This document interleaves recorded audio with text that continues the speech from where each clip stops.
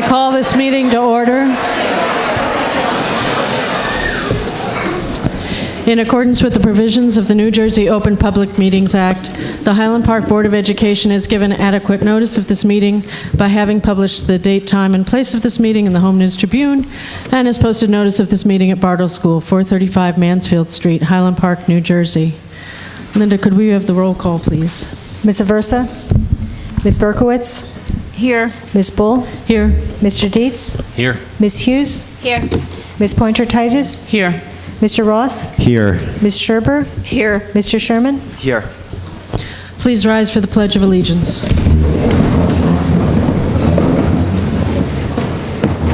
I pledge allegiance to the flag of the United States of America and to the republic for which it stands, one nation, under God, indivisible, with liberty and justice for all.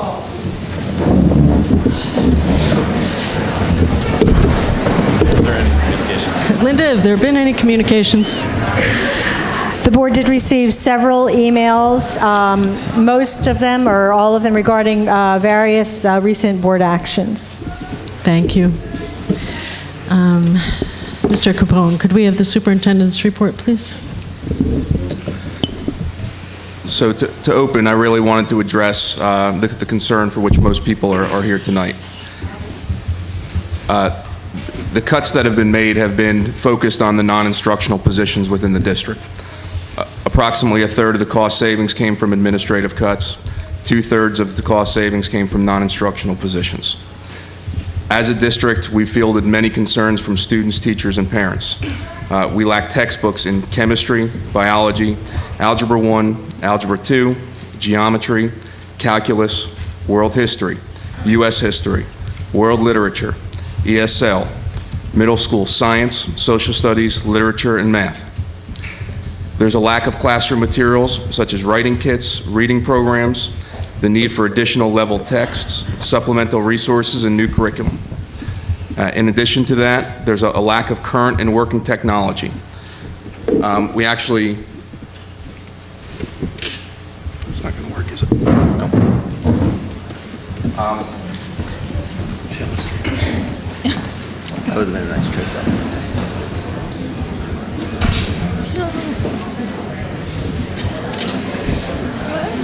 Okay, well, we have to. Speaking of technology.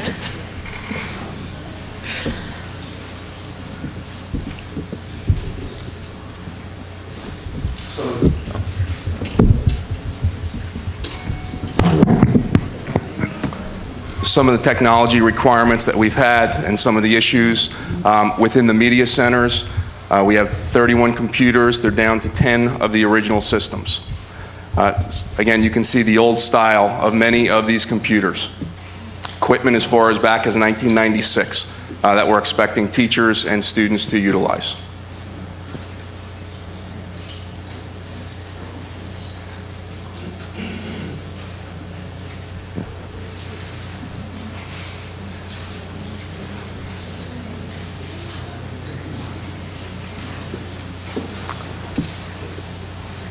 Some of the concerns again, and here's some even close-ups. You have 3.5 disk floppies on some of these machines because again, they're close to 20 years old.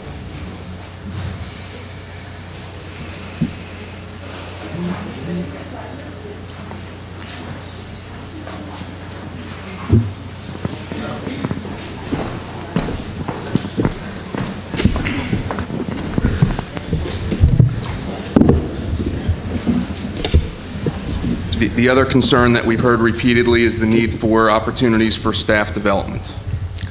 The question has come up as far as why now. The budget that was created did not meet the needs that I've just listed. The teachers work hard every day and have done so with very little support. I continue to hear from a lot of them that we make the best of it. No one ever wants to eliminate staff positions.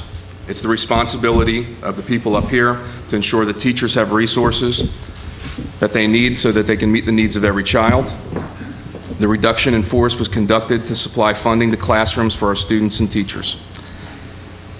I've made it a priority to improve communication within the district. I've offered to speak with any of the individuals who've raised a concern, and I'll continue to do so. The Strategic Planning Committee meetings are intended to build on the feedback that we've received from staff. We'll be creating district priorities over the next 3 months so that next year's budget addresses students' needs so we're not in this position again. Thank you. Thank you. Is there a student update? Yes. Okay. Student update?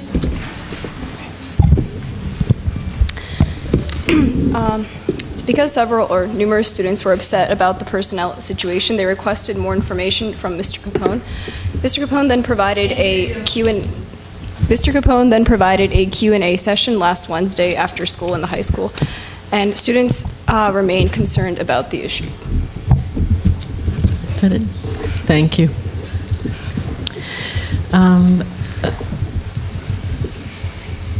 We're going to go into public comment. Before I have some introductory remarks. But I started passing around some papers where if you want to get up and speak, you could write your name. We need your name and address printed legibly so that our board secretary can actually read it. And then if those papers are complete, if you brought them forward, I could then read the names so that people aren't just forced to line up where there's no room to line up. Okay, so one was sent over on that side, one was sent on that side, and one was in the middle. There's one floating around, two. And there's also one up on the podium.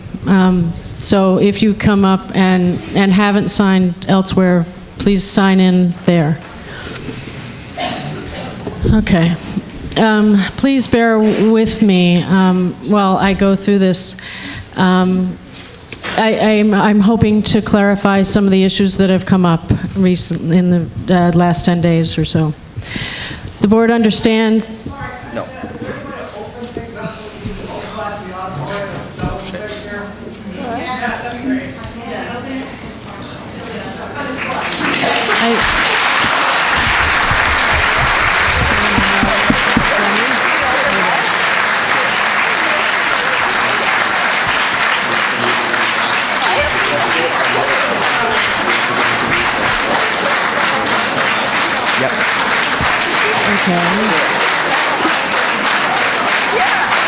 Well, we'll have, excuse me.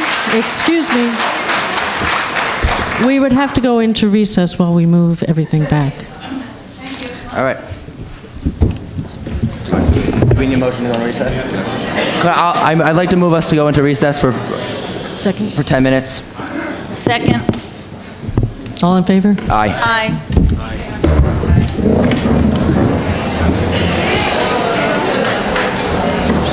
Thank you.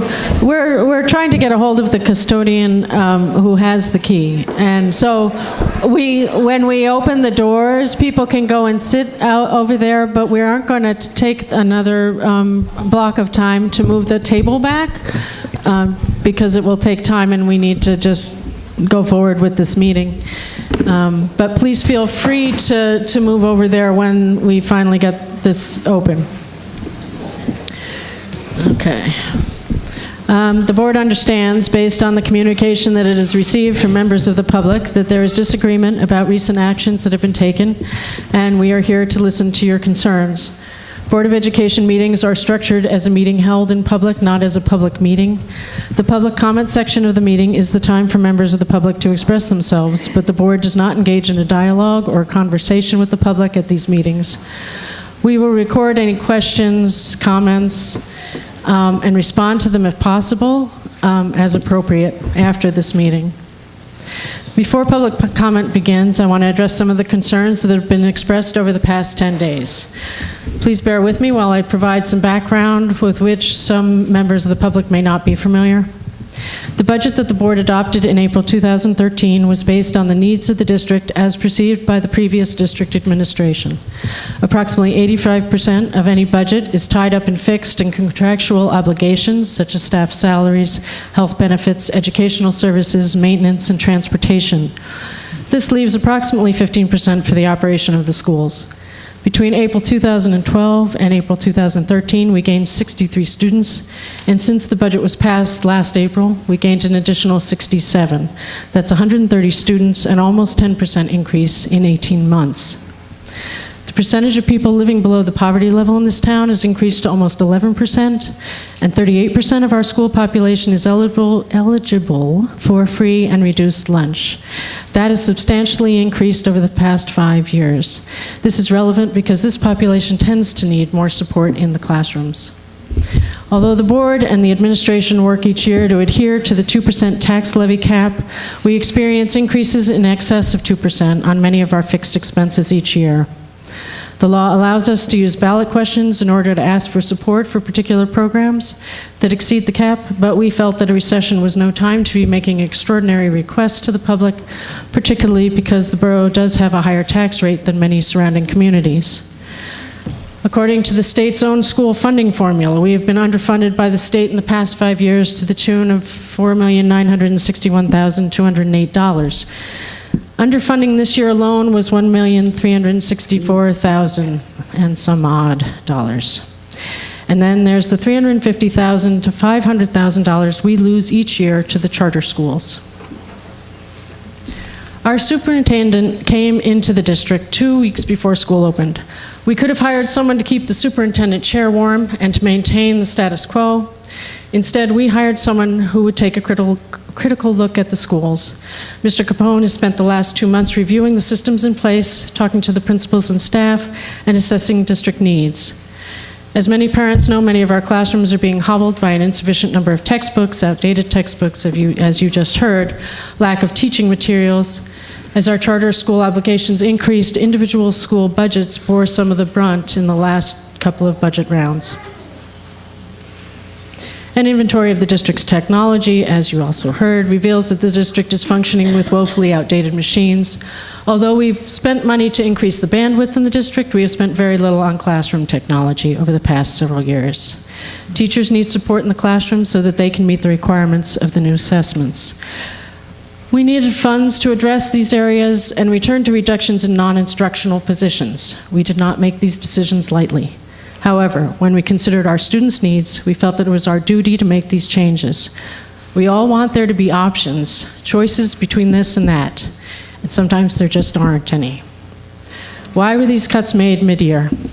When this decision was made, we were 2 months into the school year.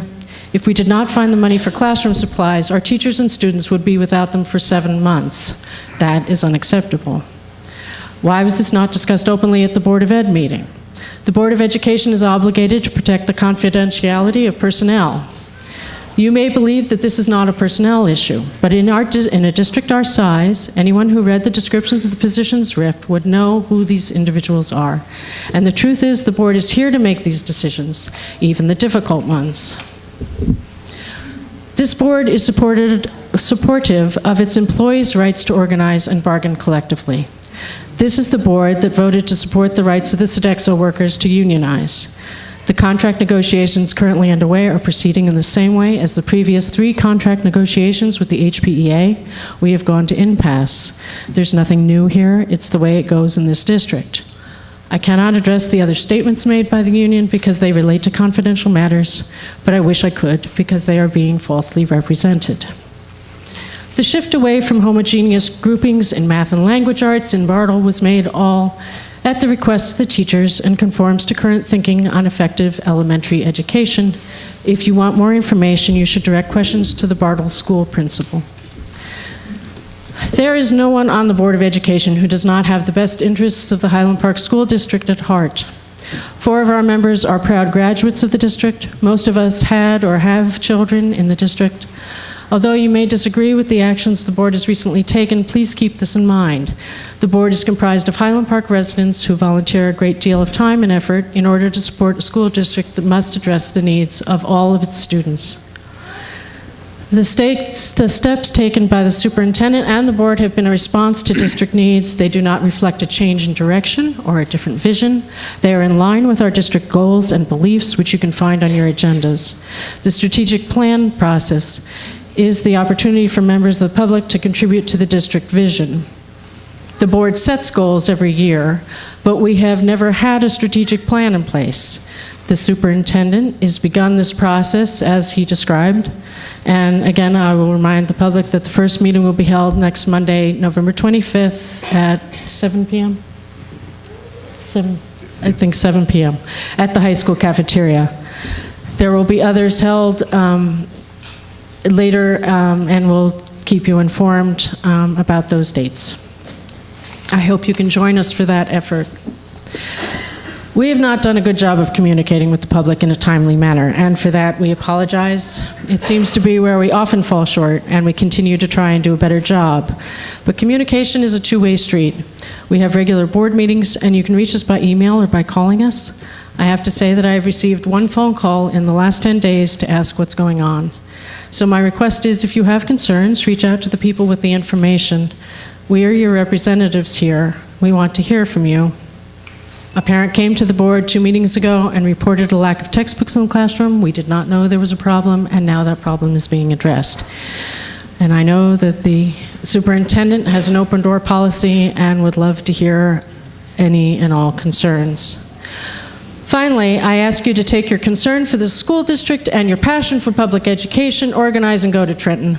Tell the governor, the education commissioner, and your state representatives that we have to find a better and different way to fund the schools. Because of the number of people present, I request that you limit your comments to 2 minutes so that everyone who wishes to speak has an opportunity. You may return to the podium after everyone has had a chance to speak. Please state your name and address, and if anybody else has not signed in, if you can grab one of these sheets and sign your name and address legibly on the paper provided. So I'll just read the names from these sheets of paper if you just go to the podium. And one other thing. Oh, if you have decided that you don't want to speak, just don't come up. Okay. Thank you. Thank you for being here.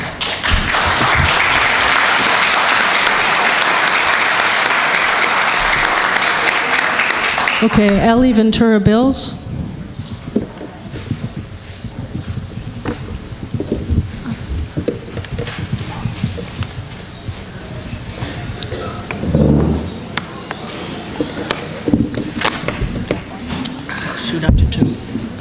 Good evening. I'm Ellie Ventura Bills. I live on 17 Walter Avenue here in Highland Park. I'm sorry. You outlined for us, I guess, all the financial difficulties and how things are so tight and what have you. I work in a district that's 3 times the size of this district, and I'm just wondering how the board justifies having 2 superintendents and a data collection person. Where the district where I work, we have, like I said, 3 times the size of this district. There is 1 superintendent and 1 assistant superintendent, and my assistant superintendent seems to be, doing what these 2 assistant superintendents and this data collection person is doing. So if things are so tight, how do we have money to hire all these additional administrators? Thank you.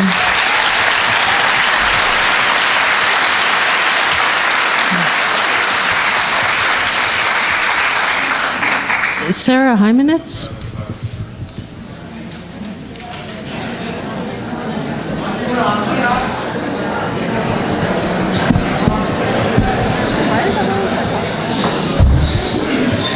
Good evening.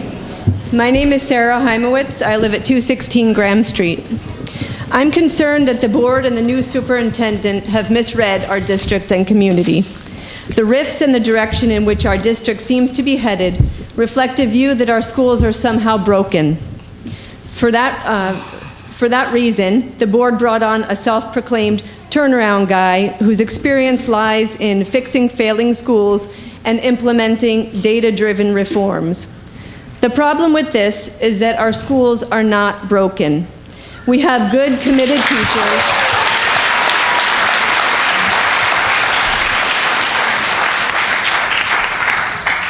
We have good, committed teachers and an active staff and an active community and wonderful students.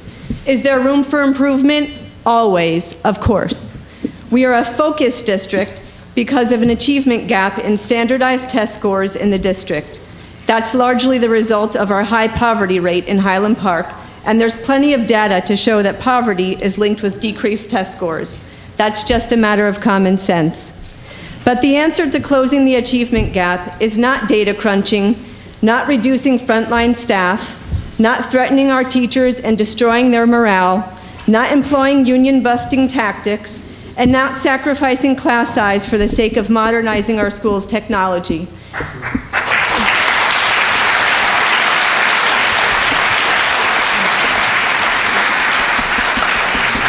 The answer is to do everything possible to support and encourage those who work with our children every day, to treat them with the dignity and respect they deserve, to listen to them, to give them the ability to give our children the attention they need by keeping class sizes small, and to inspire them with ideas and strategies that will help them reach all of our children.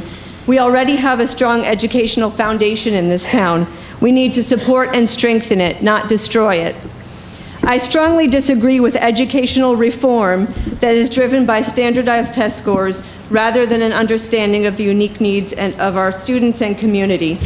I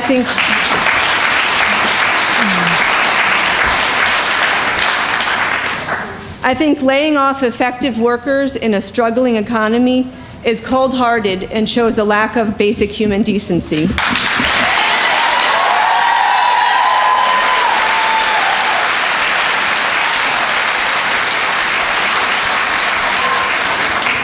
I think that laying off the president and vice president of the teachers union in the midst of contract negotiation reeks of union busting and has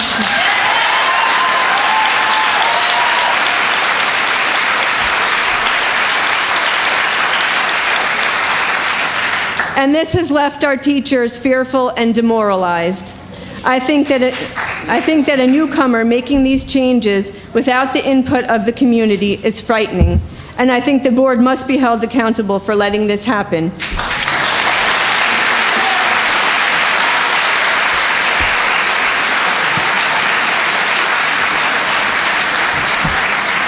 Please step up and right your wrongs here. It's not too late.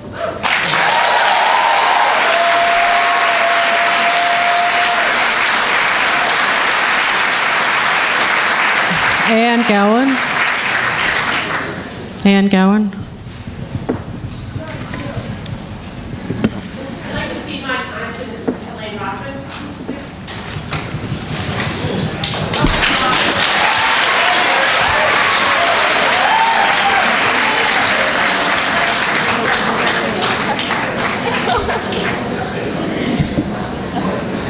He needs to come out of there.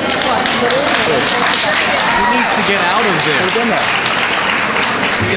He's going to get smushed by the doors. He's right there. He's fine. Is he paying attention? I just retired in July from being a special ed teacher for over 20 years from the high school. Timing is everything. Because I can speak freely now as a taxpayer for over 30 years without fear, intimidation, paranoia, so I will begin. At a recent professional development meeting led by our superintendent, the following suggestions and comments were made as to possible changes or requirements to special education organization and practices within our school district. What I will do, my format is to tell you what our superintendent said, and I'll follow it with my personal comments.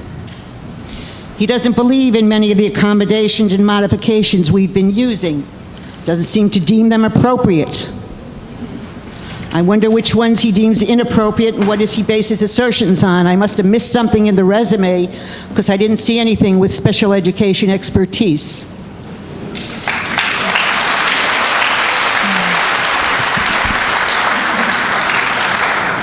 He asked the faculty at this meeting to prove to him that they should prove to him that using a word bank is helping a student learn. Well, Mr. Capone, the use of word banks is for the purpose of assisting with recall, triggering memory retrieval, which all or obviously some of us know to be an issue with some of our special needs students. This one is disturbing to me. Our superintendent used the analogy that if I am overweight, does that mean I should be exempt from gym requirements? I am rather disturbed by comparing a condition of being overweight to neurological, perceptive, or cognitive impairment.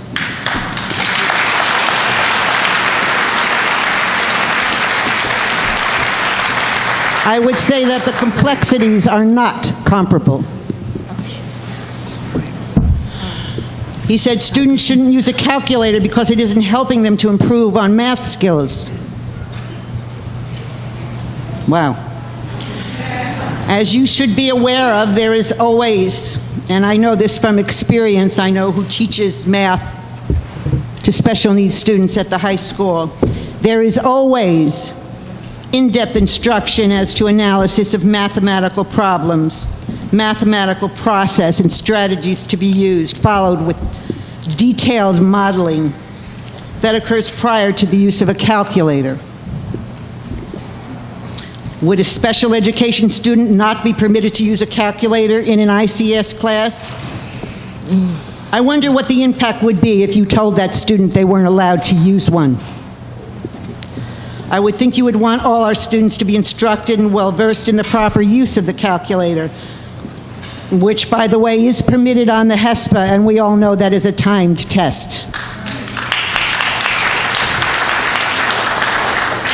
After all, the use of a calculator is a rather widely used tool in everyday life, and I'm sure we would agree that our students should keep up with the common practices of modern day. Ms. Rockman, I did request that speakers try to stay to 2 minutes so that everybody has a chance. She's given me her 2 minutes. Okay, I have so 4 you're minutes. up to 4. If you can keep moving. I understand that, and I would ask that you came. Would you like me to speak All right, faster? then, yes, actually. I mean, just so that we can give other people a chance to speak. I got it. He said he plans or proposes to bring out-of-district students back to the district to save us millions. There's no reason why we can't keep them in the district. Oh, yes, there is. Perhaps you have a plan as to how we might use and change our school facility to accommodate the very specific needs of emotionally impaired students, learning impaired students, physically impaired students, their need for a highly structured environment that's free of distractions or disturbances amongst themselves or others. We don't have it. That's why they're not here.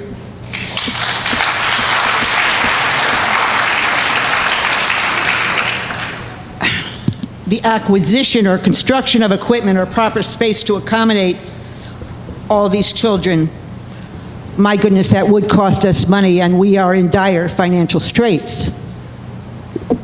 Speaking of costs, I can only imagine the possible legal ramifications that might occur, suggesting that our out-of-district students be brought back to a situation that does not compare to the present school environment. Talk about potential costs to the district. Might there be possible litigation?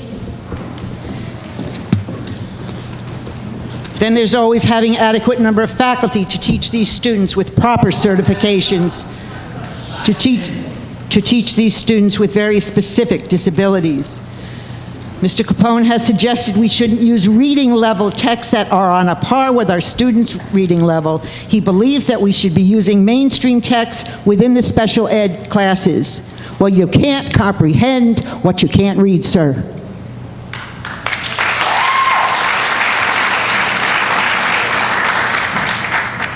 I'm almost done. I'm disturbed by the superintendent's comments, so many of which are contradicted by special education professionals who have published lists and articles about suggested appropriate accommodations and modifications, which we use. To ignore them is to alleviate effective means by which we attend to the individual needs of our special needs students. These needs are analyzed, compiled, and determined by certified special ed teachers, child study team, and most importantly, their parents. They are put into IEP's a legal document. As far as I know, they are not subject to the approval of our superintendent.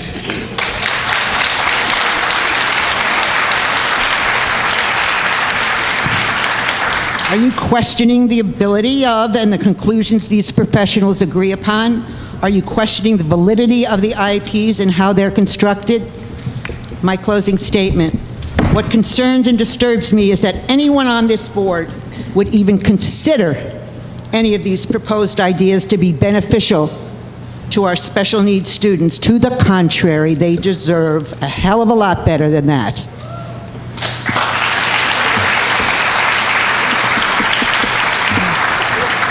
And to the community, you need to stay informed.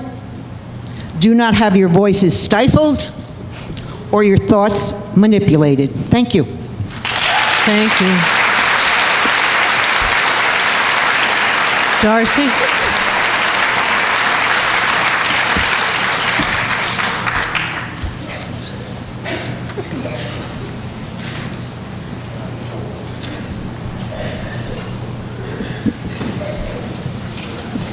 Good evening. My name is Darcy Cimaresti. I live at 312 Grant Avenue. In just a couple short months, I'm going to be sitting back there behind the table with you guys. Right now, I feel I represent a good majority of the people who are sitting around, all of us. And I hope that you listen this evening to me and to everyone else who gets up at this microphone.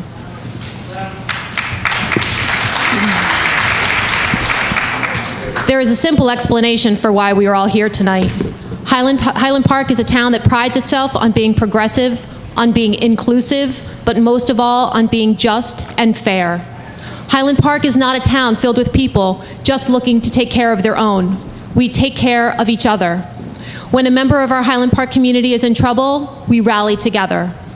In just the last 2 years, this town has tackled immigration issues, multiple development issues, and yes, even charter school issues.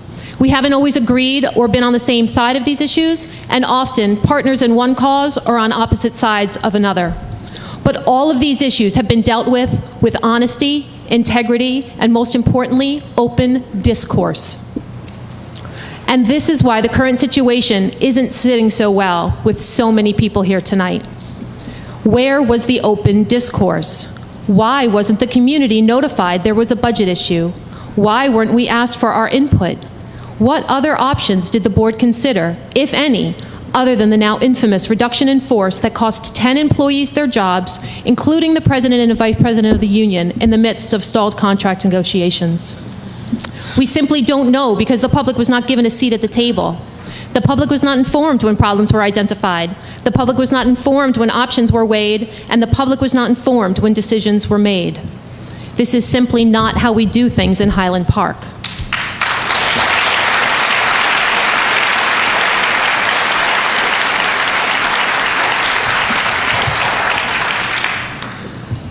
I want to talk for just 1 minute about how a look at national education policy may help put our current dilemma into perspective. The current narrative of what has been dubbed the corporate education reform movement is that public education is failing. Therefore, drastic steps must be taken to disrupt the status quo. We're told data-driven instruction will improve outcomes for all children and put them on the path to college and career. The corporate education reform movement is bipartisan. President Obama's race to the top has replaced President Bush's failed No Child Left Behind. No Child Left Behind succeeded only in labeling nearly 3/4 of the nation's schools as failures. And Race to the Top has turned education funding into a competition where the strong get rewarded and the weak are starved of funds.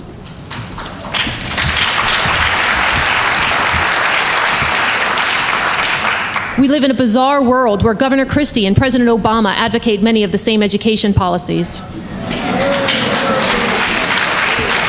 Perhaps the most destructive is the evaluation and ranking of teachers in schools according to faulty standardized testing data.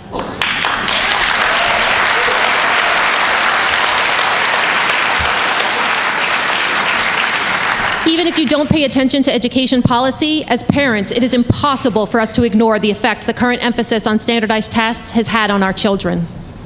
Don't be fooled. These tests are not for the betterment of our children. An over-reliance on standardized testing and test prep sucks the joy out of school for our students and the accountability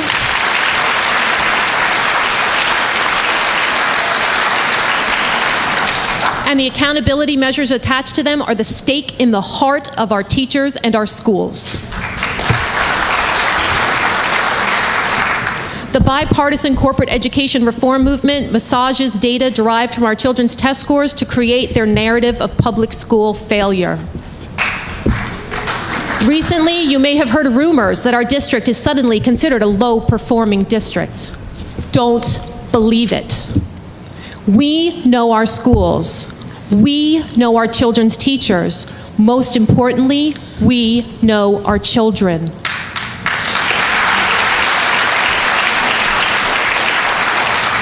Could things be better? Always. But is there something so broken in our district that we need to resort to destabilizing mid-year mass layoffs that reek of union busting? Is there something so broken that this board could not have presented the situation to the public before voting on matters drastic enough to grab the attention of the news media?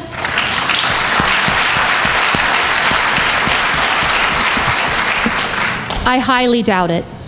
We all must remember, parents, teachers, students, residents, and board members alike, public education is not in crisis. Highland Park schools are not low performing, and they certainly are not failing.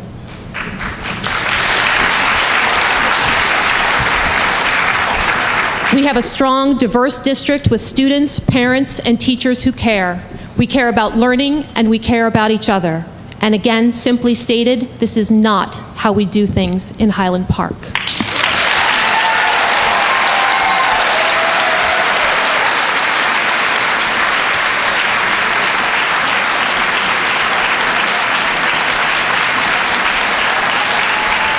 David Hughes.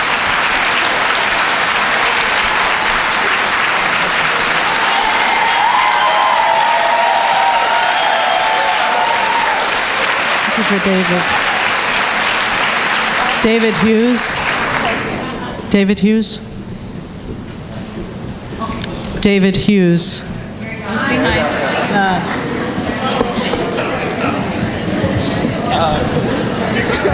Terrible act to follow.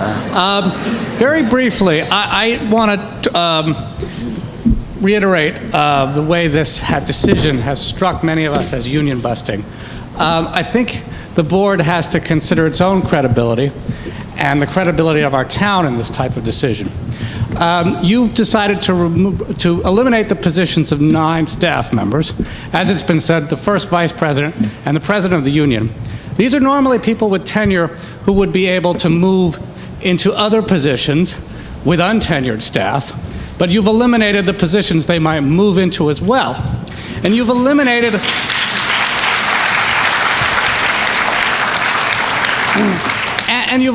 the position of one employee who's been here 24 years and 7 months, which is 5 months short. You can, Anne, if you disagree, please, we're welcome to respond, who can otherwise retire at 25 years with full benefits.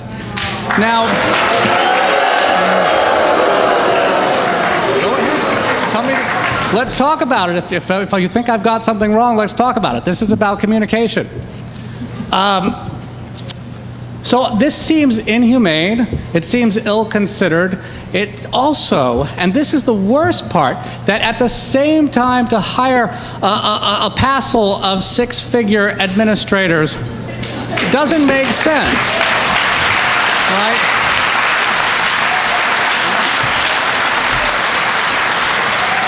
So, I want to believe in you guys. Most of you are people I voted for at one time or another. But you need to do a much better job of explaining things because it looks really bad right now. All right?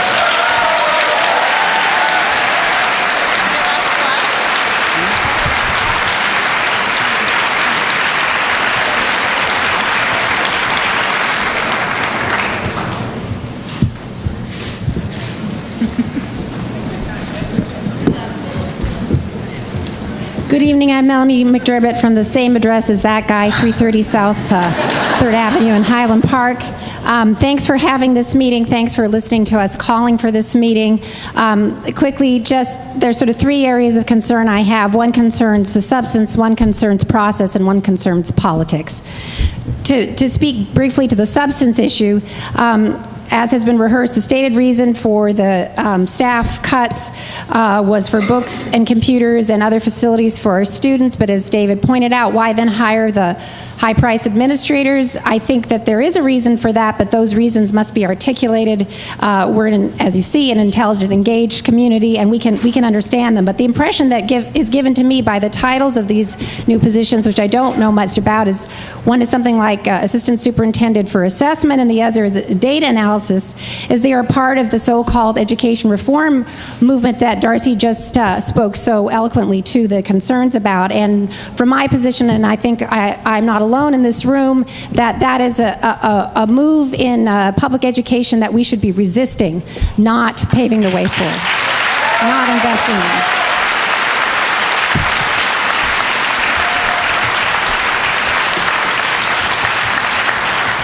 With respect to process, if our new superintendent didn't know how important communication and dialogue was to Highland Park, I'm sure that you know it now. I think that that you're making steps in the right direction, and we can address this. But it is absolutely crucial that your engaged public understand the information. I know we don't have it all now behind these decisions, because, and then I come quickly to my third and final point, which is about politics. I really want to underscore what Catherine said at the beginning of the night. We may be able to stave off these harsh staff position cuts this year, maybe next year, but we all know that with a 2% cap on what we're entitled to raise our budget by and fixed costs going up faster, it's going to hit us later, if not sooner. There's no way we can resolve this within Highland Park. We can do a better job of prioritizing, but the biggest social justice question that we face here, as important as unionization is, as important as jobs are, is a quality public education for all of our children. So guys, all of us, we have to take this outside of this room, and we have to let our legislators know and our fellow citizens know that if we do not fight for public education, that our children will not have the opportunities that we did, and our democracy itself will be threatened. So I think this is a cause that we're much bigger than this debate. Thank you. Thank you, Melanie.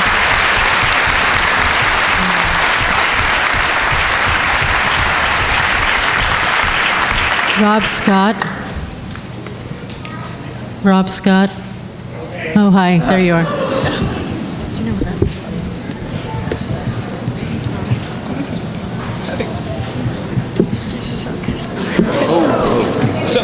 So really, I just signed up in case I might have something to say, because the sheet was going around. But I just wanted to second what Melanie said. So there's a real communication problem here.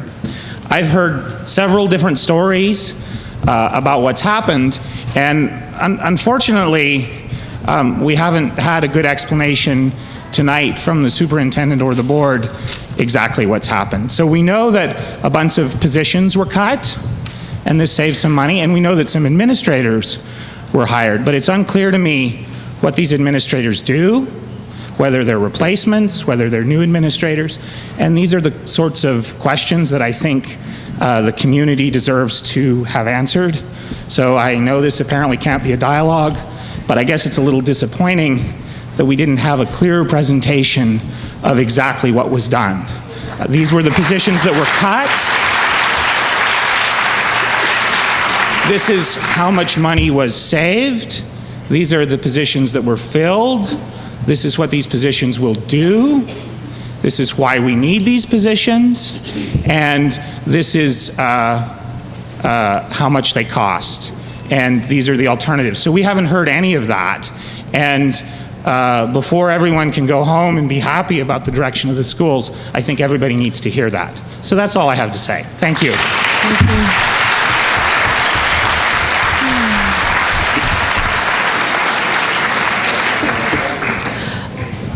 Ashley.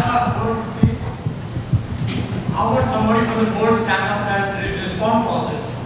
Okay. Yeah, I'm looking. It's Ashley I can't read the last name. Thanks. Oh, no? Okay. Andrew Yeager. Hi, my name is Andrew. You didn't ask me to. I live in Ringwood, New Jersey. For those of you who don't know, it's quite a ways from here. And I just have to start by saying to the residents of Highland Park, I'm deeply impressed. I've been in education for a long time. To see this kind of support and this kind of passion is very reassuring to me. To members of the board, I know you have some difficult decisions. I'm here to talk about one in particular. It's very specific, but it's critical. You are considering eliminating the position of the Student Assistance Coordinator.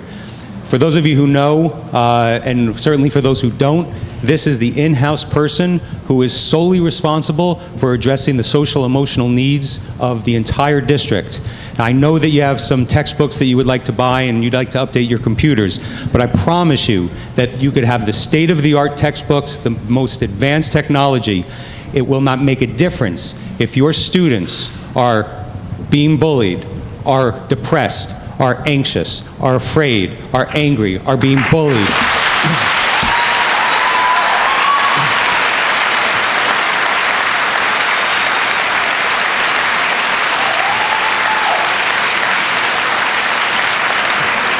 You guys are using up my time.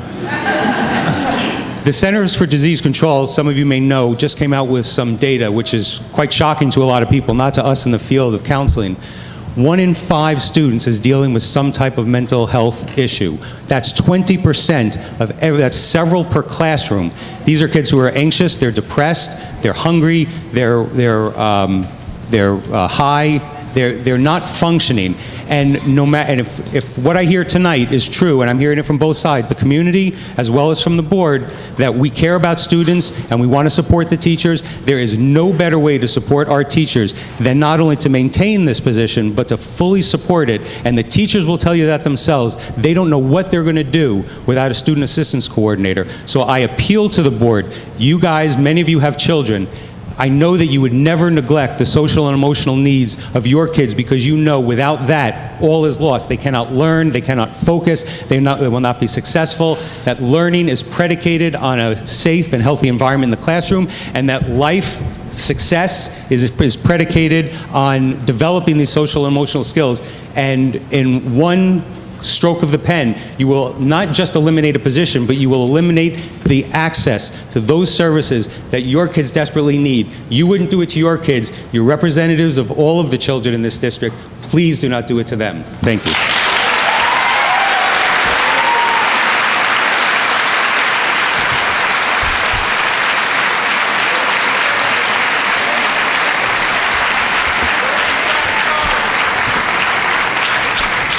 Tara Canavera.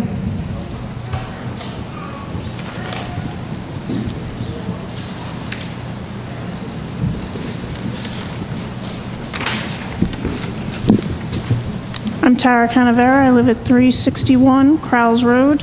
I'm also the co-leader of the CPAC, which is the Special Education Parent Advisory Commission. And I'm here to address the ideas we've been hearing about transferring students from replacement classes into mainstream classes. The effect this will have educationally and psychologically on all students, not just special ed students, would be an inappropriate change, not to mention the increase in class sizes, which is not conducive to one-on-one instructions that the replacement students require. The pace and the instruction and the language used in the class must be appropriate to the reading level and comprehension and process of the special education students, or else there will be no benefit for those students. But if you do it at their level, it's no benefit for the mainstream students. Will we have enough ICS teachers? They must be certified in special education in these classes to support those transfer students. I think not. Will the text be appropriate for the reading level of these students? And if it is, what is that going to do to the mainstream students? You can only understand and comprehend what you can read. Thank you. Thank you.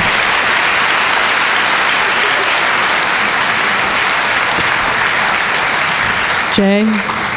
Jay Crossan.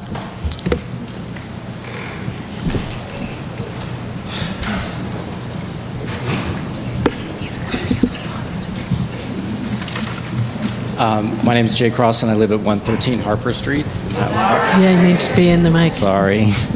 My name is Jay Cross, and I live at 113 Harper Street here in Highland Park. I've lived here since 1987. I have 2 children in the schools, one in the high school, one in the middle school.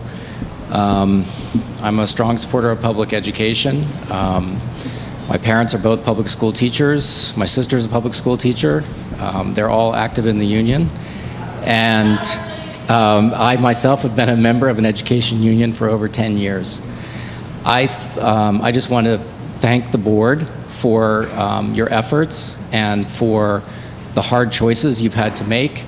I know these are difficult times in terms of the environment in which these choices have to be made, but I do appreciate the priority you placed on instruction, on instructional quality, and I hope that focus will continue. I hope that those things will be measured. I hope that people will be held accountable. And I hope that good teachers will be rewarded in this district, and people who are not performing up to good standards will not be rewarded in this district. And I know most of you. I voted for some of you. And I like all of you. And I just think this is a really hard job. And I think the characterization that there has not been community notification or input is incorrect. You guys are all members of the community. I called members of the board to find out information because I had questions, and my questions were answered. And I understand that there are personnel matters that are not discussable in public, and I respect that. So thank you very much for your service and for your decisions. Thanks, Jim.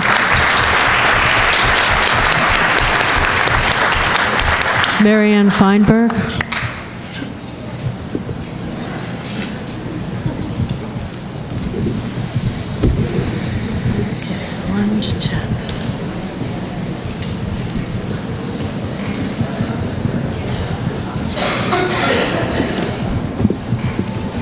My name is Mary Ann Feinberg, and I have lived at 220 Magnolia Street in Highland Park for 36 years. In one way or another, I have been involved in the school district for 26 years. I was an active member of every PTO organization while my girls were in school, including 2 years as PTO president for the Irving School. I also worked as a substitute secretary for the entire district for several years before I was permanently hired by the Board of Education in 1996. There have been ups and downs during these years, but nothing like what has transpired over this 50-day period. My comments and questions to all of you are simple. Imagine it is your child who is struggling with reading and writing, but now your child is succeeding because working with the literacy coach has given your child the new skills, strategies, and confidence he needs to improve. Would you still vote yes for her elimination?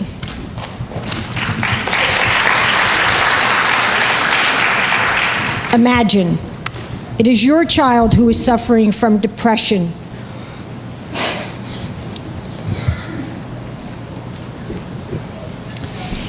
It is your child who is suffering from depression or has an eating disorder. Or maybe your child has thoughts of suicide or suffers from addictive tendencies with drugs or alcohol. Maybe your child questions their sexual identity. But now you learn your child has found guidance, strength, and solace with the SAC counselor. Would you still vote for her elimination? And think about this. Did you have someone you can depend on? Someone you can turn to daily for support? Someone who knows what to do even before you know what to do? Do you ever say to yourself, boy, I could not have done it without you? Imagine this is your administrative assistant. Would you still vote yes to her elimination? And these are my colleagues that in a period of 50 days were assessed and determined unnecessary and replaceable. These are people whose livelihoods are now in jeopardy because of your approach to reassessment and restructuring of the district. Was 50 days a reasonable amount of time to make this determination? We are educators and advocates in the public school system. We are not numbers. And now imagine this. You make the right decision and rescind your vote.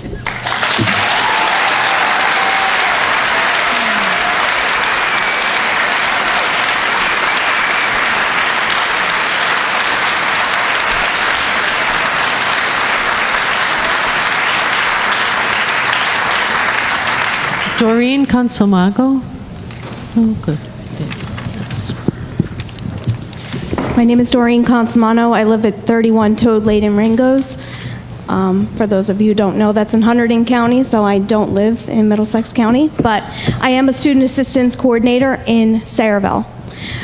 I am going to read, I have a lot of letters here. Obviously, I'm not getting to all of them, but as we heard at the beginning of the meeting, there were emails that were received by the board. I would like to read you some because I think the public should hear some of the emails that were sent on behalf of the SAC, Kathy Katofsky, to the board.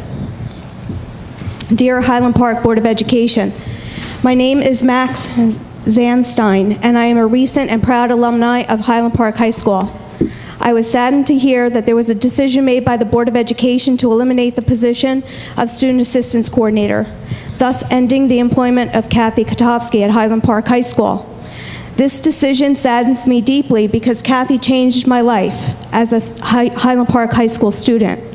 Kathy was one of the first people I met at Highland Park High School when I transferred in freshman year. As a freshman, I was struggling with my religious and sexual identities, and my journey to solve those struggles was artfully facilitated by Kathy. She was the first person I came out to as a gay man. As a teenager, I needed support from someone who was outside my family and friends, who I felt comfortable sharing with, and who also inspired me. That was Kathy for me. Kathy did more for me than that. She also advised the group United in Prevention Teen Institute, which is a part of a larger organization, LMTI, the Lindsay Meyer Teen Institute, which I was a part of my entire high school career. That group changed me forever, and I use what I learned in that group every single day of my life. Kathy would bring a group of around 5 to 10 students to the LMTI camp every summer before school started. At camp, Kathy supported each and every one of the students and helped us to share and open up to each of us, so in ways I hadn't imagined. I loved it so much the first time I went back 2 more times and became a youth assistance counselor. Besides advising LMTI and making the time to chat with me weekly, Kathy also facilitated the great Straight and Gay Alliance. She helped myself and a couple of other students to plan a day of silence annually, and even helped us start Straight and Gay Alliance for the middle school. Kathy opened so many paths for me, which I am forever thankful.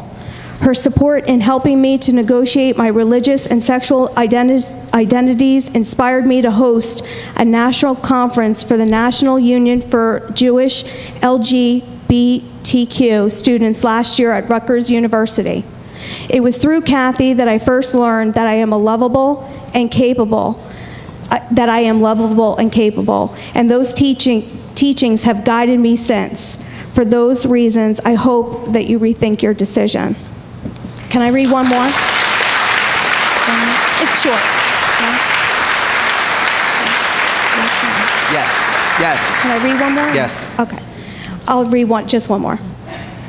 Dear Highland Park Board of Education, I'm emailing this department after being informed that one of my favorite faculty members could possibly have her job terminated next semester. Her name is Kathy Katofsky, or Miss K, as some students like to call her. I can honestly say that I am utterly shocked by this news, as I can't even begin to fathom why such a dedicated and caring member of the Teen Center staff could be facing termination. During my high school years, I faced various challenges with my peers, and oftentimes it seemed as there were no outlets for me to access in order to alleviate some of my stress. I especially didn't think that any adults would want to hear me whine about how horrible high school was. However, in Ms. Katofsky, I found my refuge. Thanks to her efforts in creating a relaxation group, leading the Straight and Gay Alliance, and providing me with an ear to simply listen, Ms. Kotofsky made my high school experience much, much better. The groups in which she led or was involved with made me actually interested in using the services at the teen center. She made me feel comfortable, and more importantly, she showed me that she really cared.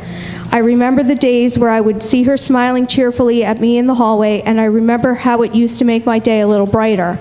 How it reminded me that there was good even in a place that at times could seem so bad. I don't know if Ms. Kotofsky knows how much she influenced my high school experience, but I think everyone needs to know how important her presence is within the Highland Park High School system. In saying this, I ask you to reconsider the decision to terminate Ms. Kotofsky.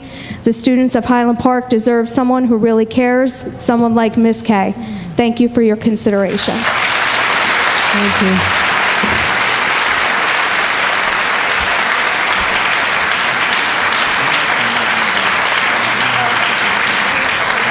Sherry Lerner. Sherry Lerner.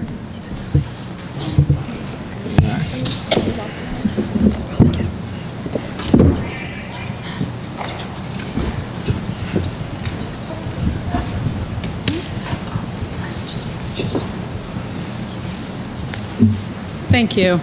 I don't have anything written down. Mine is just a little more personal. I have a daughter who's in 9th grade. She is taking biology and Algebra 1. She was never given an Algebra 1 textbook, and she had her biology textbook taken away because they said that there weren't enough textbooks for everybody, so they took them away. It's really nice that you want to do all this technology stuff and you want to do this data-driven stuff, but you know, they need a textbook. It's just asinine, I'm sorry. And I would also like to say, I don't know Ms. Kotofsky. I feel incredibly terrible for her. Having been unemployed myself, fortunately not now, but having been in the past, knowing that she was terminated with 5 months I think left, horrifying. But I do know from my daughter's experience in the middle school how important it is to have someone who can support you and really care about you, and that's, you know, without her, I'm sure that the district will really be suffering, and that's all I have to say.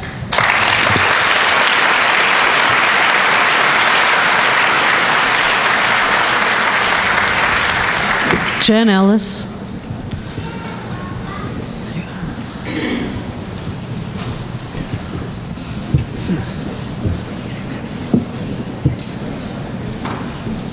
Hi, Jen Ellis. We all know that textbooks, in need of textbooks and technology comes as no surprise. I mean, you even showed us pictures of a computer dating back to 1996. So my question is, why haven't there been more grants applied for to offset the costs instead of eliminating staff? And, you know, everybody's talking about these hasty decisions to eliminate staff positions, so I would like to make a hasty decision and call for your resignation.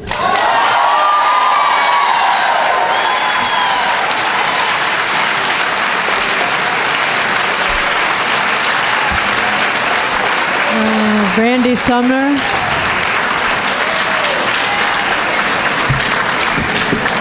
Randy Sumner. Randy.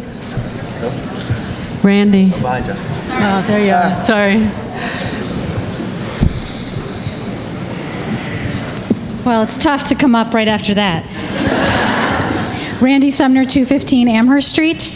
First of all, I do want to thank all of you for all your hard work and service. I know how many hours you dedicate and the incredible time that you put and how hard every single decision that you make is. I'm not going to talk about the personnel issue because I think lots of people are talking about that. I actually want to just take a few minutes to talk about the Bartle School leveling program, which was abolished. I find it a little hypocritical that an administrator who is talking about how important it is to do strategic planning and to do strategy for our schools and for our students abolishes a program that has had so much time and effort put into it. I want specifically to pay attention to the fact everybody should know that our administrators and our faculty and our teachers take a significant amount of time in May and June every year to plan for the following year. They take a significant amount of time and use strategy to determine how the classes should be made up. They think about gender, they think about orientation, they think about ethnicity, they think about the levels of the reading and the writing. And then they plan the classrooms. And they spend a lot of time planning the classrooms. And at the beginning of this year, all of that was ignored. All of that changed. Leveling in Bellers School has been abolished. And so that means that all of that planning is suddenly changed. And our teachers are dealing with a different academic environment than they planned for.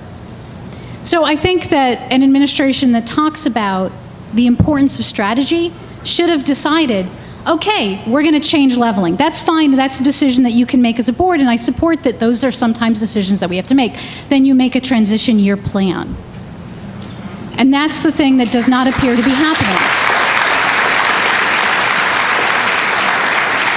So my request is that if there are going to be major changes, that those major changes be proposed and discussed, and then transition planning occurs. And that's my request of this board. Thank you very much again for your time. I do appreciate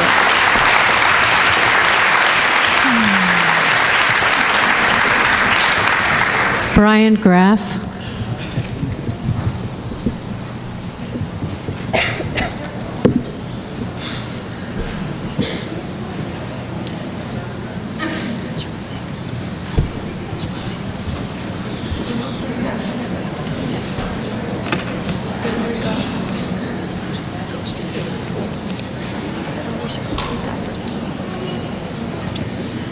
My name is Brian Graff. I live at 137 Hill Street.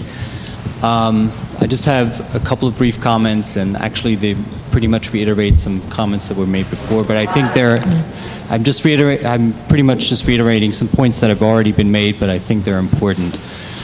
I have one daughter who currently attends Irving Primary School, and another daughter who will start there in a couple of years.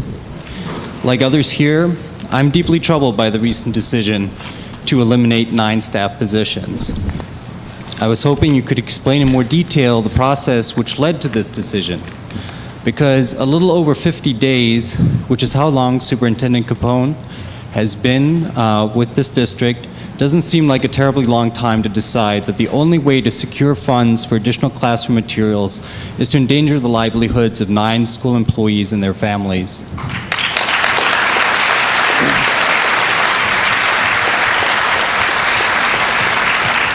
Among some of the questions that I have for you are, how much effort was put into looking for alternate sources of funding? Where did you look?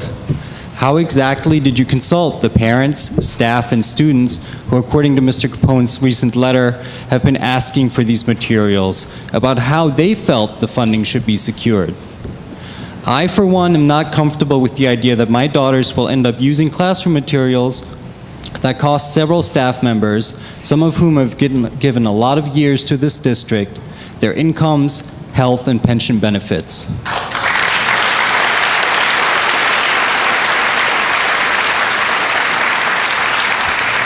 Especially while, at the same time, it didn't seem very difficult to find to the tune of $235,000 to hire 2 entirely new central administrative positions.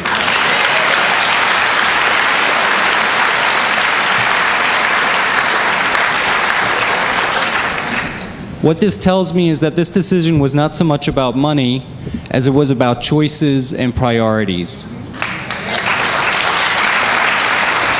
I think it's incumbent upon the board to more fully explain what your priorities are. Because contrary to what was said earlier, I think this is moving us into another direction.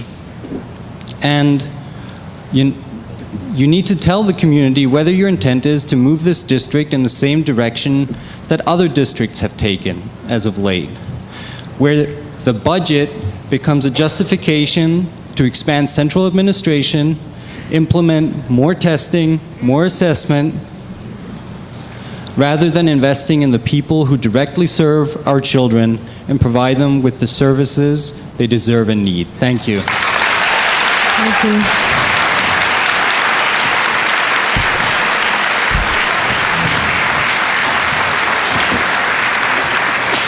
Karen Thompson.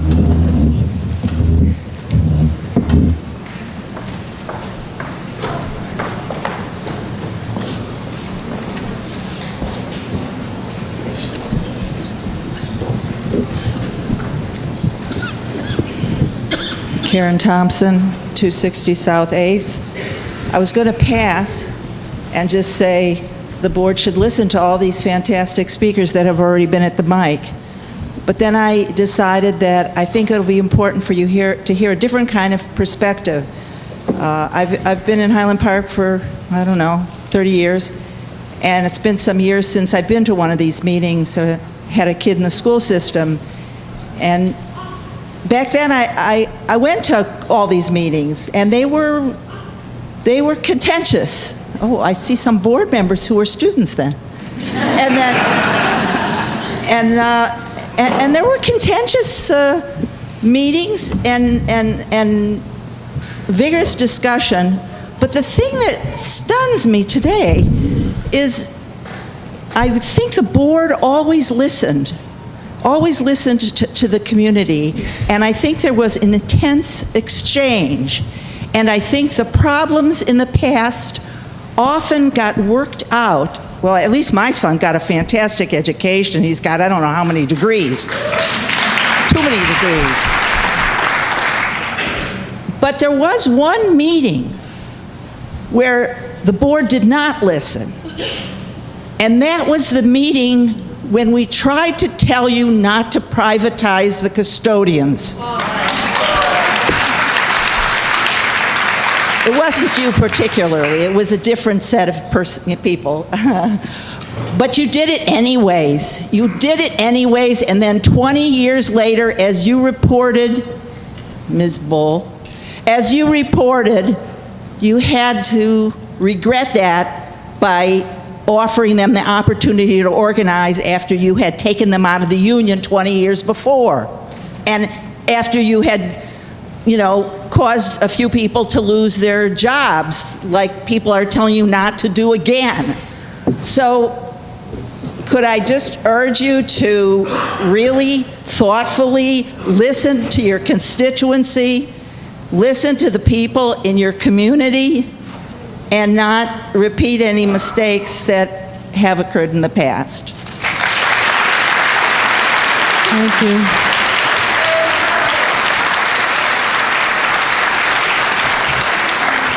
Samuel Schiffman.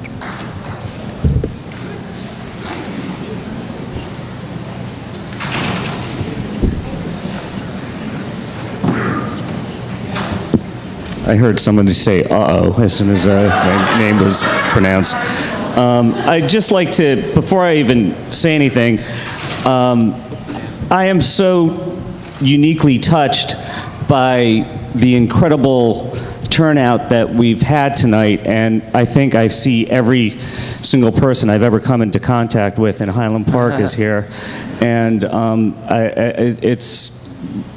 I hope the board takes notice, because it's a really beautiful thing. So I may be a little shook up as I do my comment. And I'd also like to point out another thing. And this is a term that gets thrown out quite a bit when we're watching the news in other countries, and they start screaming, "The world is watching." As I was having lunch today in a totally different school district, out of the blue, what was going on in Highland Park came up, and so the world is watching, and we can see by our colleagues who have joined us from throughout the state. So keep that in mind. Thank you.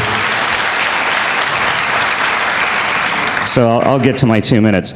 My name is Sam Schiffman, and I'm a public school teacher and a product of this school district. I have 3 children attending 3 different schools in Highland Park.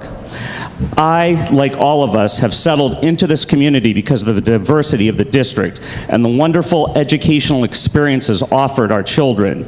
None of us believe that we are in the midst of a failing school district.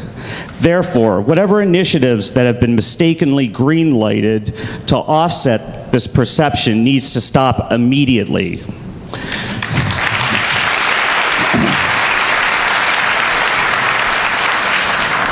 During the course of this evening, you're going to hear many different stories, and some of them may sound perfectly reasonable as the price of doing business. I mean, why do we need paraprofessionals, secretaries, or guidance counselors? It was nothing personal firing the head of the union. This is just business as usual in the running of a major organization. However, let us be clear, this is not business. This is a school district, and a beloved one at that.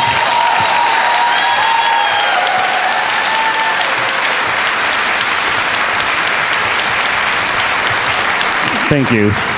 And for those of us who love our town and school district, it is glaringly obvious that the reason that we have such a successful educational facility is not the bottom line, but the people on the front line.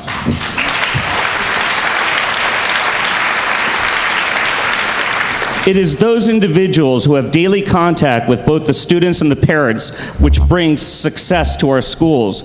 We in the community not only trust them implicitly with our most important assets, our children, but we have a strong love for them as well. So we have just lost 9 educational foot soldiers, people on the ground working day to day with our children. What have we gained? Well, we now have 3 new administrators, including 2 new assistant superintendents, which means, yes, folks, we now have a superintendent for almost each of our schools and a numbers guy to prove what a great job they're doing.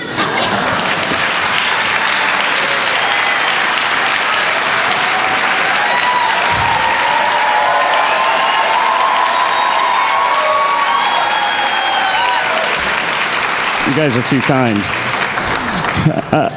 You should see, this is the edited version. So, in closing, while I doubt we cannot undo the current damage, I want to send a clear signal to Mr. Capone and to the school board that we are watching you, and you better make damn sure that any future decisions are made with complete transparency and community input. We are not only a community who loves our schools, but also thinks that our teachers and our school community is doing a fantastic job. Thank you. Thank you.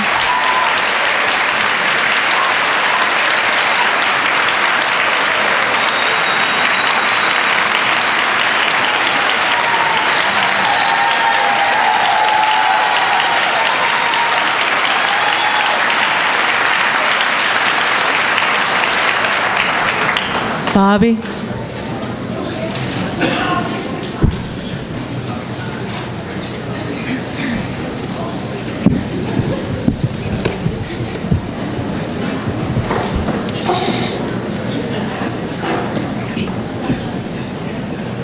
Bobby David Kumaran, 442 Cedar Avenue.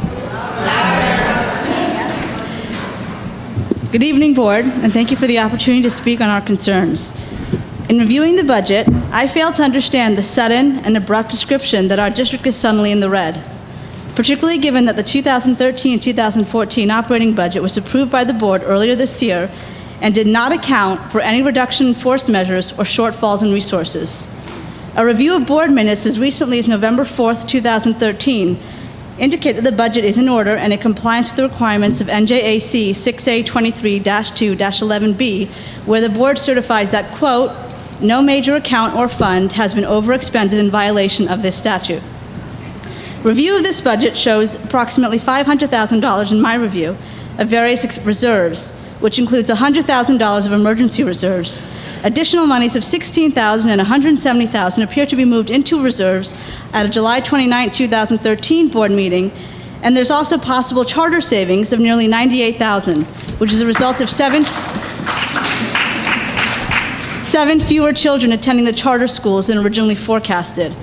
There also appear to be budget line items as a function of per pupil cost for classroom supplies of nearly $270,351 for supplies and textbooks, as well as $369,954 for other classroom purchase services. The math adds up to $640,305 for existing allocated expenses for these classroom line items, as well as the approximately $500,000 in existing reserves I mentioned before. Now, let's just assume I'm an idiot and all my math is off, but even if I'm plus or minus $100,000, there still appears to have a hell of a lot of money for these imminent classroom needs that you all speak of so gravely.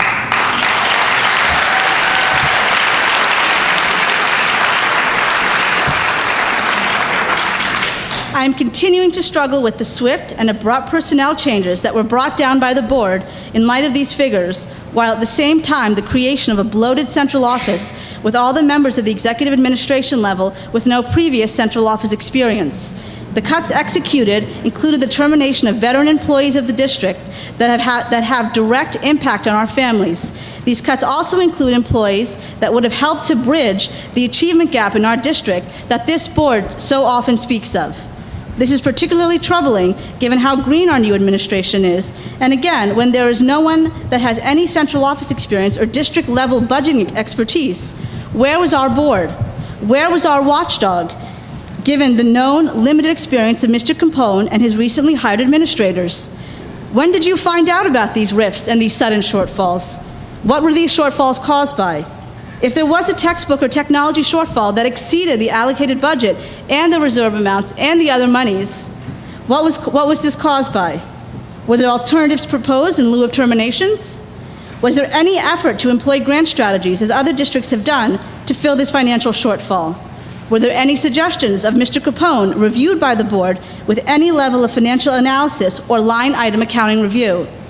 If these are all budget issues as suggested, why was this not discussed in open public session as previous budgets have? I'm pleading with you all to do your homework and to not employ a strategy of act first, ask questions later. Members of the board, my family and I rely on you to ask these basic questions and to represent the best interest of our district in all regards, not to blindly take orders that cause our beloved schools to go into a chaotic whirlwind. Thank you.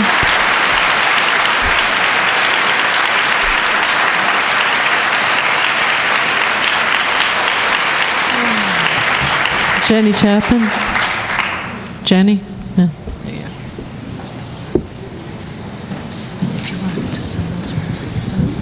I'd like to thank you for listening to the community and having this special meeting. Highland Park, as you know, is a community that is a community in the best sense of the word. And I'm a product of this school district. My children went to 3 excellent schools here, and I want to thank the teachers as well and the staff that got them where they are now. Thank you.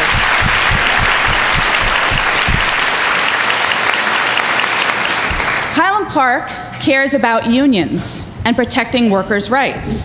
We care about our staff who've been with the district for decades. We care about individuals who are only a few months from retirement, only to have their health and welfare benefits pulled out from underneath them after decades of committed service to our families.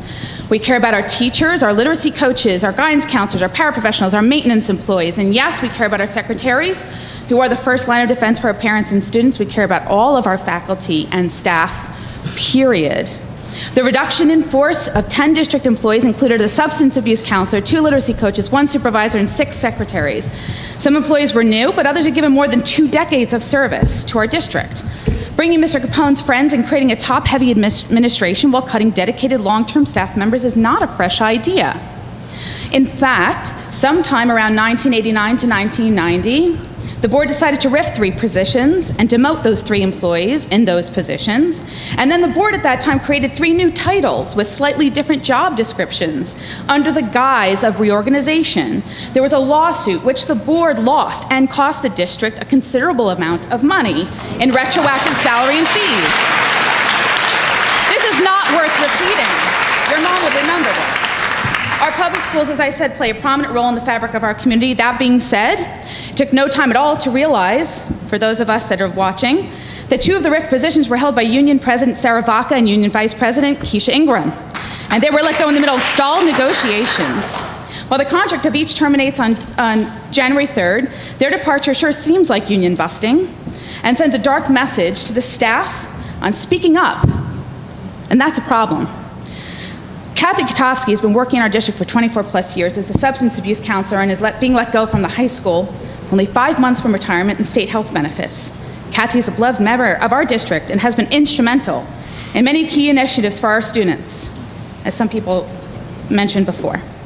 Keisha, Sarah, and Kathy, and some others are valued and experienced individuals who've been traded out for more administrators whose value is questionable and whose experience is troubling.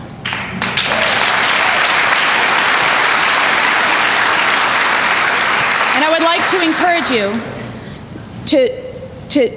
seconding some of the parents that have mentioned this, to reach out to the parents when you need funding. We have PTOs. We have an active, really creative community here. Ask, okay? Thank you. Thank you.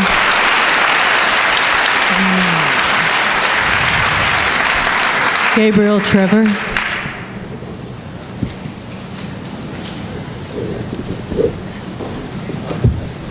My name is Gabriel Trevor. I live at 66 Grant Avenue. I'm a senior at Highland Park High School, and a lot of the adults have been talking about specific policies, and I don't think it's really appropriate for me to discuss those policies. I'm not an educator. I don't have any degrees in that sort of thing. But I have a real issue with the way the board has conducted themselves in the implementation of these policies, at least from my perspective as a student at the high school. I've just seen a blatant lack of transparency from this democratically elected body. I feel like Superintendent Capone was hired over the summer, and the community was not given adequate opportunity to, learn about his resume, learn about his residency, and learn about his record. And if we had been allowed that input, I think a lot of the problems that we see here tonight would have been mitigated. And I know that in East Brunswick and Piscataway, they recently hired new superintendents, and I've been informed that they involve the community more thoroughly, and they are much larger communities, as you should know. On a personal note, I do not appreciate you sending my guidance counselor, a man with whom I and other seniors have worked with for years, to work in the middle school. We returned from a week...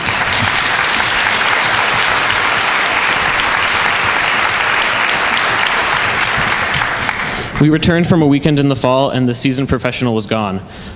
Do you understand that we are right now in the middle of college application processes?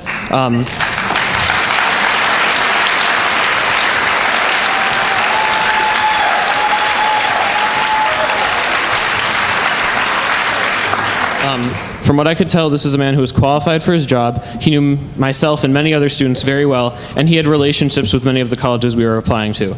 I don't think it was appropriate for you to disrupt our education and our future in this way by creating unnecessary havoc in the middle of the school year. Do you think this is a way to improve our education? Speaking to the broader issue here, your new policies, specifically the elimination of the 9 positions, were taken from, as far as I can tell, in secret. You took these actions during the addendum of November 4th, when the public is restricted from comment or knowledge until after the fact. Among the 9 positions eliminated were the positions held by Sarah Vaca and Keisha Ingram. These women serve as president and vice president, respectively, of the Highland Park Education Association, this district's employee union. Your rationale for taking this obviously controversial action in secret was that these were personnel issues and it would be inappropriate to discuss them in public. In my opinion, your rationale is wrong. Under the Open Public Meetings Act passed in 1973, unless this sort of circumstance involved the specific termination of a specific individual or group of individuals, this kind of policy needs to be discussed in public. And the way it's been phrased by you guys is that it's a policy decision. We need to bring reform to the district. Then why didn't you bring that to us before you went through with it? You wouldn't have to have this session in the first place.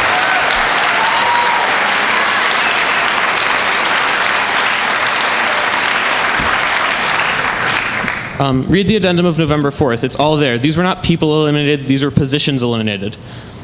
And I think that next time you should do the right thing. Consider how your actions, these data-driven decisions, will affect actual human beings, like Ms. Katofsky, Sarah Vaca, and Keisha Ingram.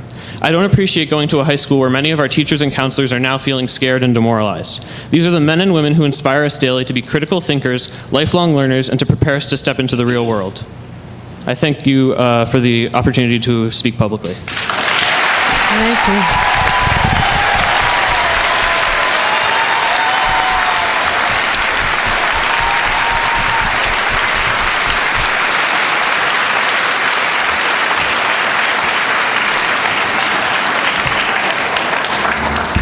Sarah Stern, Hannah Stern.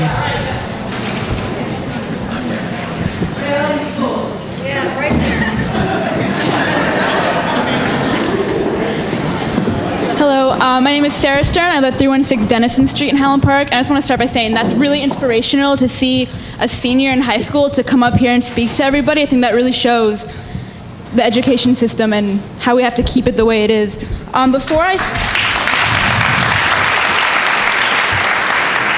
I say what I came here to say, I just want to mention that at the beginning of the meeting, you did say that communication is a two-way street and that you want us to speak our opinions and our voices, and that's why we're here. So I do hope that you guys are listening to us and taking our opinions seriously, because we make up this community, as do you, of course.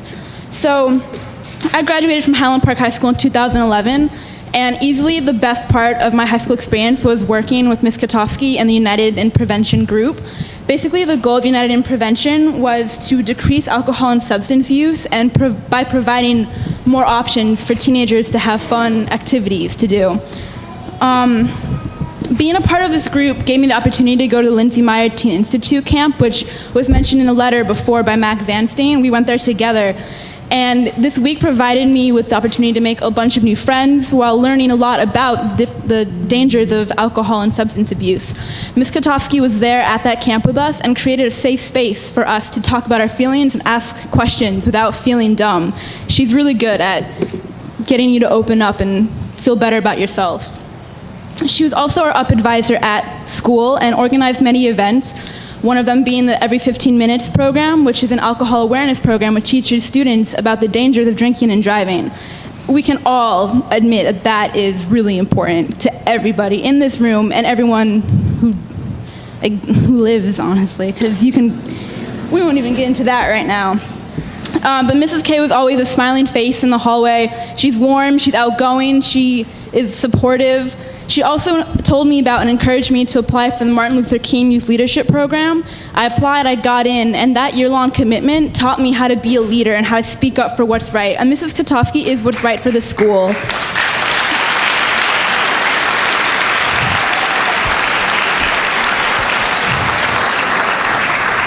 The students need staff like her. The staff needs staff like her. And it would be a huge loss to everyone in this community if she didn't work here anymore. Currently, I'm a junior at Rutgers University in the School of Social Work program. I'm an RA, and I'm also on the committee to advance our common purposes, and we're organizing our own social justice conference in March. And I'm not sure if I would be who I am and where I am today without her.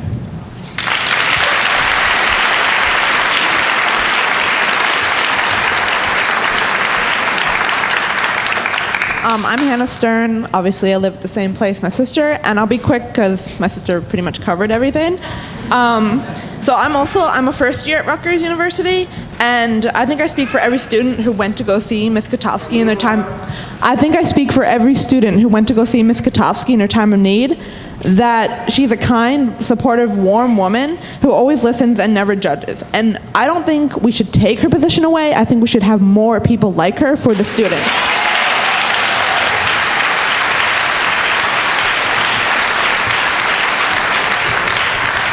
And also, Ms. Katofsky helped a lot with college application, the SAT. She's a really supportive person to go to for any student in their time of need. Thank you.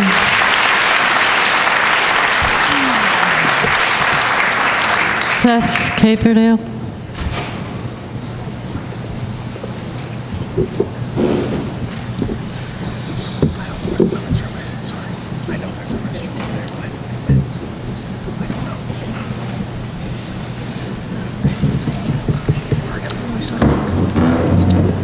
Good evening. Seth Copperdale. I have 3 daughters in the school system here and a couple hundred kids in the school system who are involved in the church that I pastor here in town, all of whom love the school. I just wanted to try to think the next step for a minute with folks. I don't need to reiterate a lot of things people have said, but you, the Board of Education, are a group that we love. We trust you to make decisions. It is your decision to choose superintendent, and you've made that decision. You saw something in this superintendent that you believe could help our district. And because I love you, believe you, trust you, I want to see that. Right now I've got a lot of doubts about things, but I'm hoping that somehow out of tonight we don't end up just with a sort of sides thing, because I don't think that that will end in the kind of communication that we all really hope for. I hope that you hear this and can process it with us, and that it really can begin the beginning of something new, so we can think through these things together. I don't think it's too late to see what the gifts are that the superintendent has that you all saw when you made this hiring decision. We haven't seen it yet. The letter, and I don't say that didn't come out right at all. That really was. I mean that. I don't want to be misunderstood on that.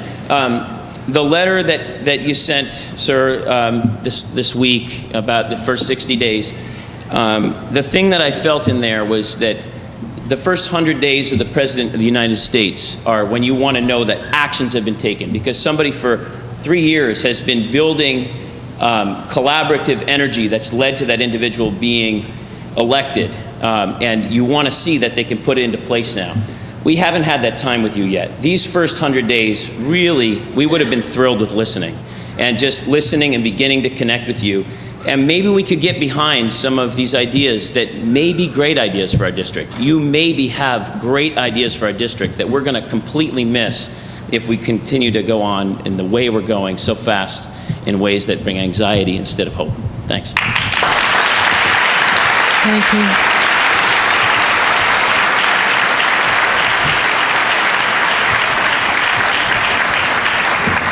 Tom Sclafani? He's not here. Okay.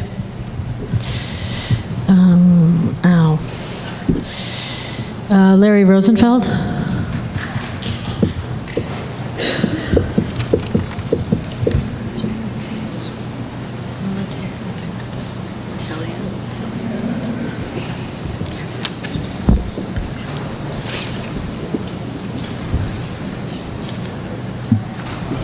right. Can you hear me? Okay, good. Yes, I'm Larry Rosenfeld. I live at 147 Exeter Street in Highland Park, New Jersey. And this is in regard to the residency requirement for New Jersey public employees. It's PL 2011, Chapter 70, Senate number 1730, and it's cited as the New Jersey First Act passed May 17, 2011. Now, effective September 1, 2011, this law requires that all public employees at all levels in all places, including school districts, must maintain his or her principal place of residence in New Jersey. Now, residency is defined as a place where he or she spends most of his or her non-working time. It is the center of his or her domestic life. It is designated as his or her legal address and voting residence. Now, from what I understand, the current superintendent was previously hired August 2012, which was after the effective date of September 1, 2011, by the New Jersey Department of Education, and then August 2013 at Highland Park as the superintendent of schools. Now, it appears that the current superintendent has been employed as a New Jersey public employee while a non-resident since August 2012, that's 15 months, and will continue as a non-resident for some time. There is a letter from the New Jersey Department of Education dated October 20th, 2011, which is in a Q&A format, and it states that an employee who resides outside of New Jersey has 1 year to switch his or her residency to New Jersey or otherwise be subject to termination. Now, from what I understand, exemptions are predicated, but only on hardship and critical need, and not simply at the discretion of the employer. Now, my question is, did the board exert an aggressive effort to find a suitable candidate who was a resident of New Jersey but unable to find one? And I just have one other thing to say in connection with that the contract with the superintendent states payment for his tuition of up to 16 credits per year at Rutgers State University. At the 2013-14 rates for the graduate school, this can be up to $17,136 for a non-resident for 1 year. This is $6,768, or 65.3% higher than for a resident of New Jersey. Okay, that's it. Thank you for your time. Thank you.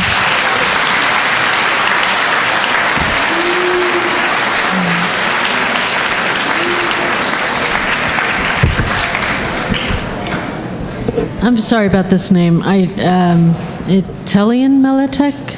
Julian Meletek?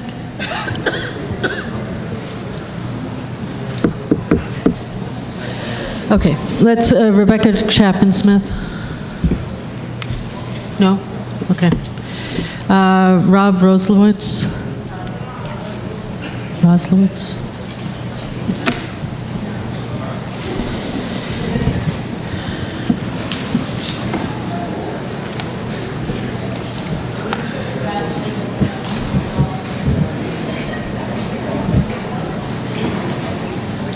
Hello, Robert Slevich, 123 Magnolia Street. Can you move the mic, please? A little better? Yep. I'll try to be brief. My points were completely co-opted by a lot of other people who spoke better than I did. Prior to this meeting, when the rifts occurred, our town, I think, began to see some of the writing on the wall when, like 1.5 months into the school year, tracking was discontinued with no public input into the decision and based during a Board of Ed meeting that pullouts and are overall detrimental. When questioned, Mr. Capone provided that pullouts related to tracking are no good for the students, but that pullouts for gifted and talented would be expanded, even though the same sort of studies that went into tracking actually show that pullouts for gifted and talented are detrimental to the students also. So,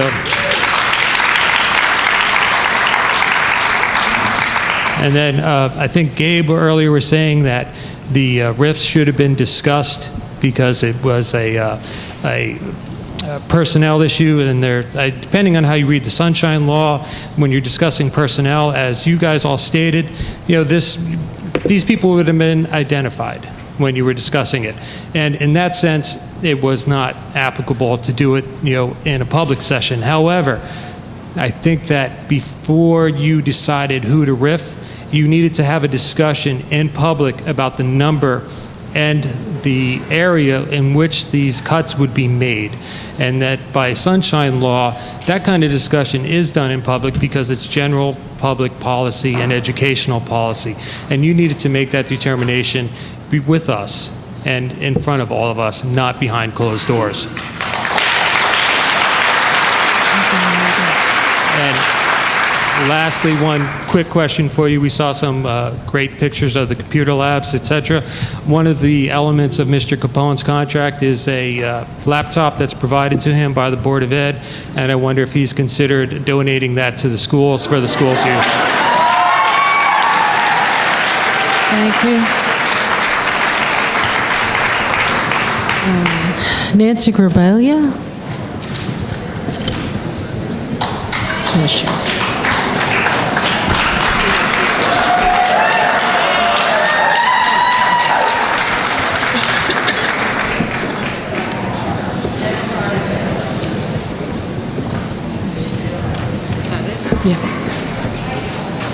Nancy Grabelia. I represent the Highland Park Education Association, and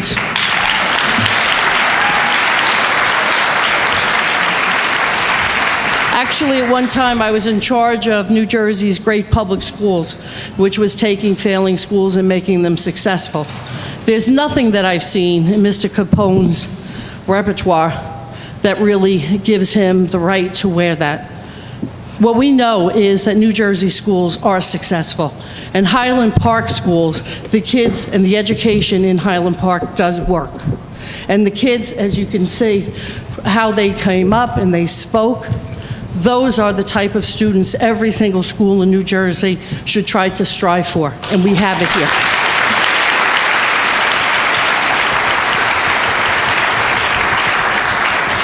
You all, and I've worked with many of you. And I was absolutely shocked when the result of your board meeting the night before Election Day resulted in the termination of 9 staff members of this Highland Park Education Association, 2 of which were association leaders. He may have you duped, and I'm shocked because I really thought most of you really saw through garbage. But obviously, it hasn't happened. I have to tell you, you have a SAC counselor that's short 5 months, And I think people have demonstrated and spoke here how important it is to have somebody who can counsel children on substance abuse and can help them and give them direction and help them. I think you have 2 literacy coaches, which I understand Mr. Soto actually had met with the week before and had assured them that they were bringing in a new program and that the program would center around the work that they would do and that they would be instrumental in that program. I don't know why a week later they were let go. We sat at the bargaining table, and one of the things I talked about was giving time for the superintendent to assess the district. And I certainly said to your attorney at the time that a year wasn't long enough to actually come in and see what you have. How you can come in 50 days and make the assessments that you did is beyond me. And I don't think they were the correct assessments. We had 5 secretarial positions that were let go. Of those 5, one was a non-tenured job, which of course we know was the only job that the secretaries could bump into. We had 2 secretaries, all at the high school level. One which was a woman who was 70 years old, another one that was 61 and was going to retire at the end of the year. And then, of course, what we did is we have the only guidance secretary, which is the president of the union, Sarah Vaca, dismissed. The principal secretary at the high school, dismissed. But we need a principal secretary for the middle school, the elementary school, the primary school. But we don't need any secretaries in the high school. I don't understand that logic.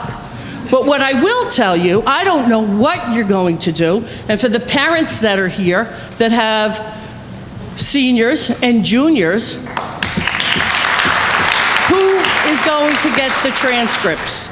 You moved out one of the senior members from the guidance department. You brought people in that don't have a clue of what's going on because they haven't been in the district. Just as the seniors here had said, you took their future out from under them. Who's going to do the transcripts? Who's going to put together the college applications? Who is going to get the recommendations? Who's going to coordinate that stuff? There's been one person that does that. And I'm going to tell you something. I think if you take a look at it, where's the compassion? We sit at the bargaining table and we talk about compassion for students. When the board has come up with ideas, whether it happened to be increased recess because that's what they wanted for the kids, even though we didn't think it was correct, we had a discussion about it going back a few years ago. But what we did is we worked with you on those items. But here what you did is when we take into consideration your needs and what you want for the children of Highland Park, how you can turn around and say to somebody, you are out of a job in 60 days. Do you know what that does? If you don't have family, if you don't have someone who's living with you, how are you going to pay your bills?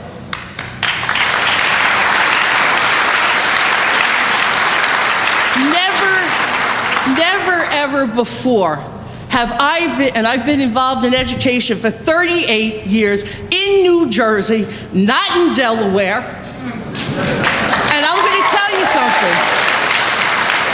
I have never, ever seen a school board come and terminate seasoned employees that have been here for 20 plus years and give them a 60-day notice just before the holidays.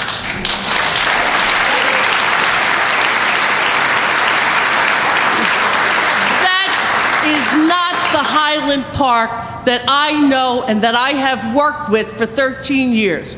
We have never in that 13 years had a grievance that went past the board level. Ever. This is not a place of labor strife. You all know that.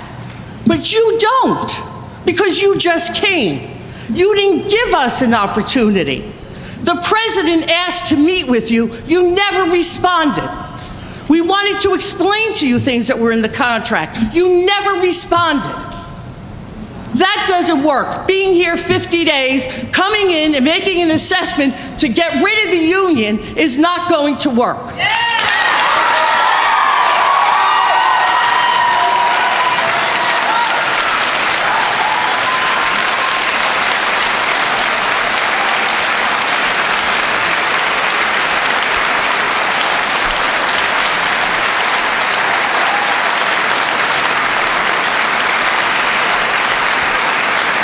My reputation speaks for itself. You can ask anyone, any administrator in Middlesex County, Monmouth County that I have worked with. I am a reasonable person. We have not raped the board. What we've done is we've gotten settlements. We go to mediation. Why? Because you don't trust us. They don't trust you. Have the mediator come in. It's not something that's different.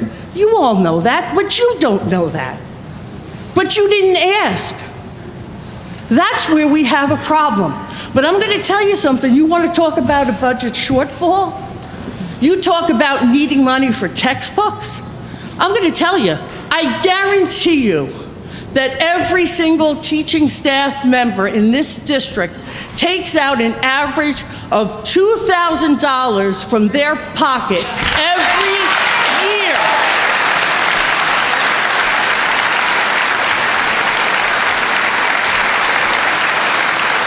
$2,000 out of their pocket every year, some more, some less, to supplement what they need in their classroom.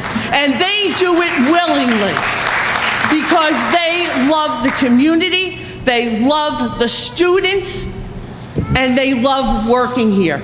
And I'm going to tell you something. I have plenty of districts that I bargain in. They pay better. They have better working conditions. They have an easier workload. They don't do the stuff that you ask them to do here. But you know what? These people come each and every day because they love the community, they honor it, they cherish the parents, they cherish the board. We have a real disconnect here, and I really hope that we can fix it. I'm relying on you to make the right decision. We don't want this district of Highland Park known to be politically above it all, to be pro-union, to support the worker, to be a place where you're going to breed corporate reform that doesn't work. Thank you. Thank you.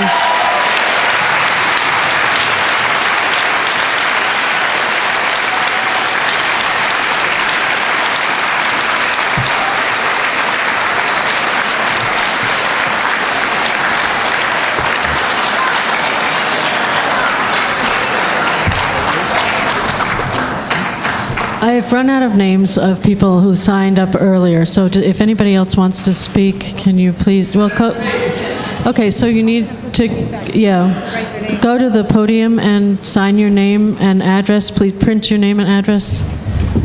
And if you could maybe, well, never mind, just 4 people. Oh, what? Okay.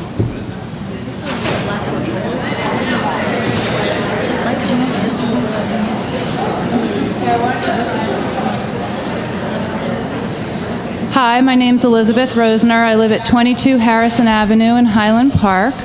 I would like to ask that possibly the board could post the job descriptions for the 3 new positions, the assistant supervisor and the data analyst.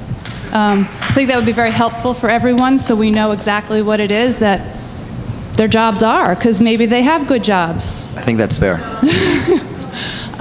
The other thing, well, I guess I don't know the description, but I question this data analysis. You know, I have 3 children in the school district. My oldest child, he's not the worst kid in school. He's not the best kid in school, but he doesn't always make the best decisions. So when he decided last year that he was not going to perform well on the standardized test because he really didn't care for his teacher, and now you're going to analyze his results. He was 8 years old. And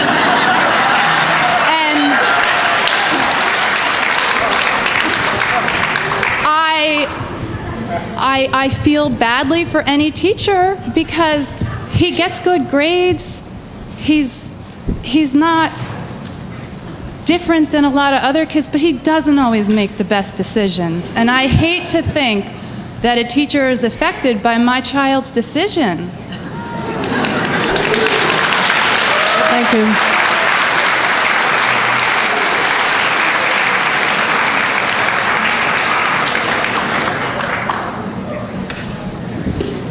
Okay? Okay? Can you hear me? Ah, good. Thank you.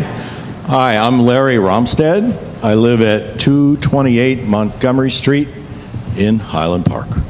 And I have been here a long time now, since 1980. My son went completely through the Highland Park school system, was a very excellent graduate of it, and he got an excellent education there. But he's been out for 15 years now, and he's more or less on his own. He's no longer supported so much by the system.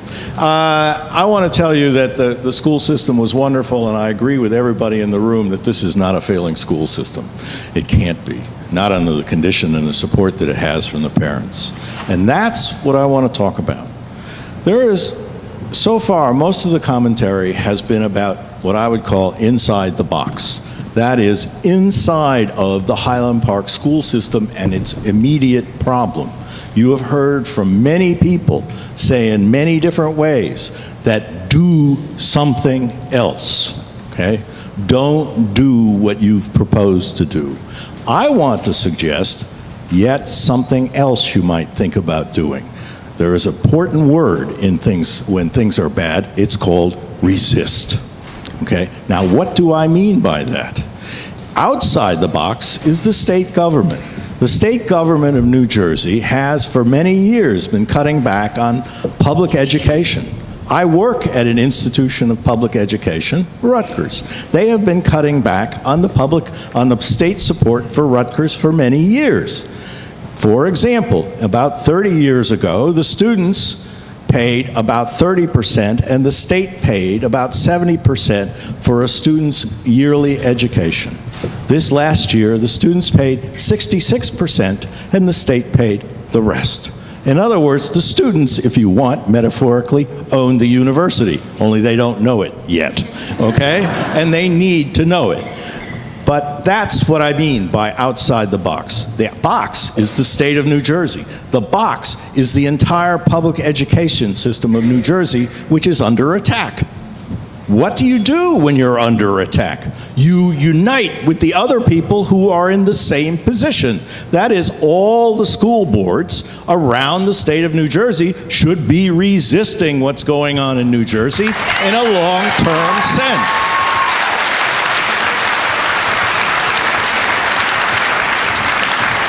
And what inspired me to say this tonight was not actually what you guys have done so far, but all the power behind you, okay, out here behind me that I have heard all evening long.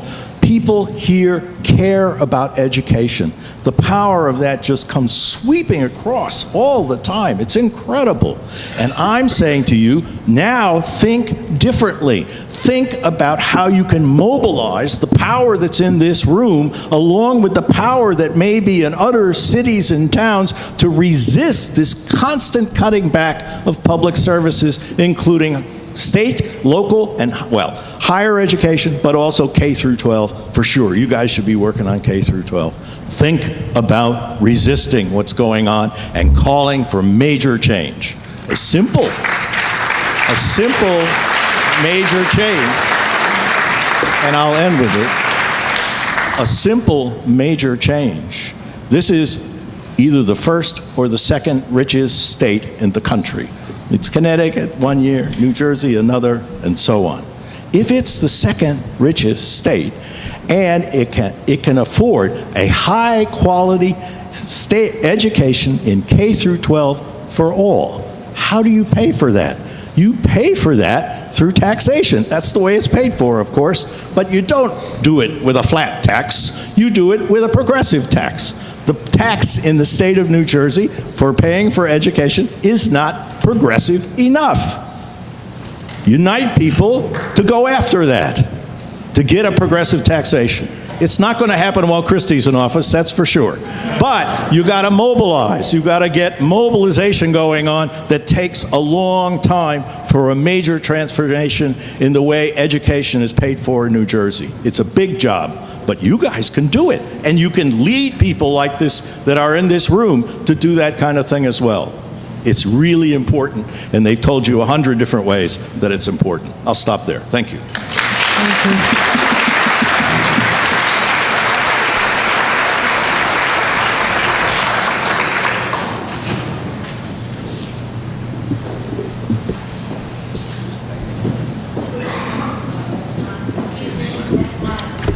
She's. It's ladies. It's Lainey Robbins.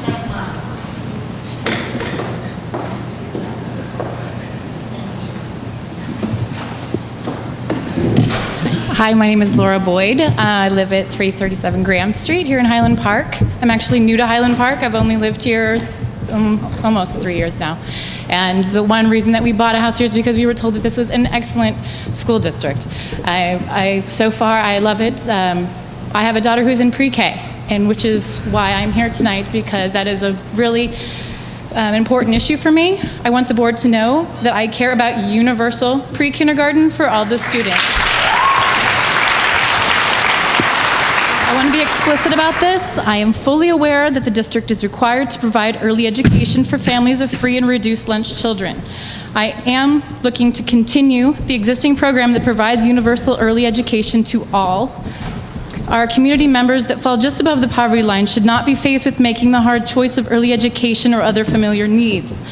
If we are really concerned about the achievement gaps of all children, as the board is also has often alleged, then let's keep this critical program so that so many of our families rely upon. I think this is a building block for this wonderful education that is being provided here in Highland Park. Thank you. Thank you.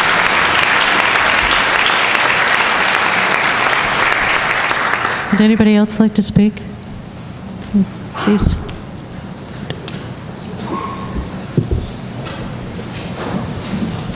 Hi there. I'm Ann Gowan at 201 South 2nd Avenue in Highland Park. I have two kids in the system, a first grader and a third grader. And there's been talk about more communication with the board. I just want the board to know, well, first of all, I want the board to know that as parents, we're adrift in a sea of rumors. We've had 9 RIFs, and now rumors are flying. The paras are going to get cut. Accommodations are going to get cut. The superintendent thinks there are too many paraprofessionals. The superintendent doesn't like certain accommodations. Now, I wasn't at any of these meetings. I don't know how much is rumor and how much is not, but you can understand we're all worried. So I just want to impress on the board how much we love our paras. I have a first grader who's a general education student, a third grader who's a special ed student, and our paras are our family. And if it's true that the board or the superintendent are considering cuts to the para budget, I would just ask you to please reconsider. Mrs. Colleton, Mrs. Rohde, Mrs. Brown, Mrs. Schmid, I can't even list them all. They are part of our family.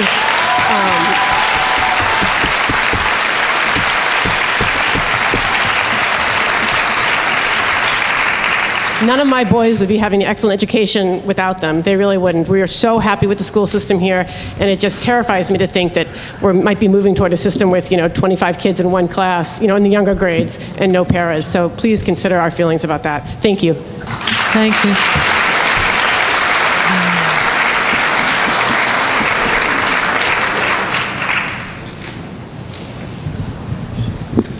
Hi, I'm Sharon Kringle. Hey, everybody. I live at 147 North 7th Avenue. I wasn't going to say anything, and I need much less than 2 minutes, but I just can't help it. Is that better? How's that? Better? Okay. A lot of you know I was on the board. My kids are all grown. I've been in Highland Park for a long time, so I don't really have to be quite as polite as some people were. So, with all due respect, Mr. Capone, I think that you may be in the wrong district.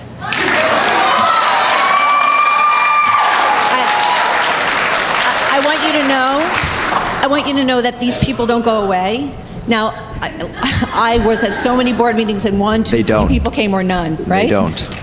However, when things heat up, when people get wind of stuff, when they understand that something that they cherish this much is under siege in a way, they really don't go home.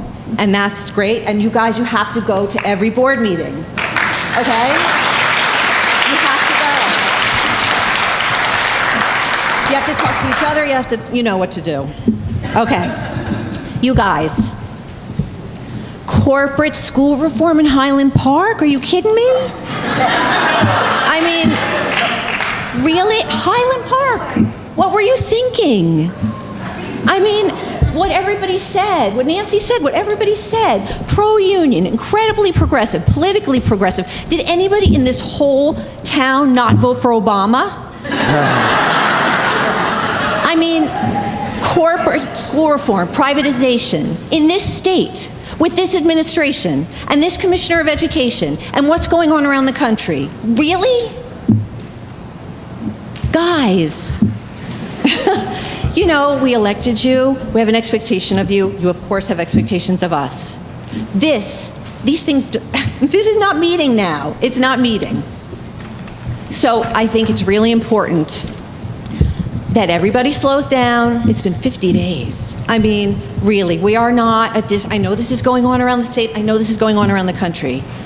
Creative disruption? I don't think so. Data-driven this and that?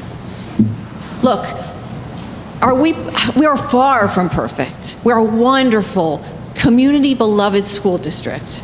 Of course we have problems. Everybody has problems. And who do we fail the most? The most at-risk children, the most disadvantaged children, the poor children. Duh. But you know what?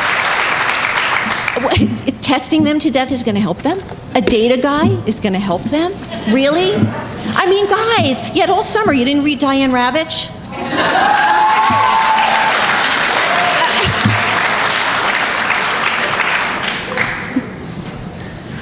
So, take a breath. Things have to turn around.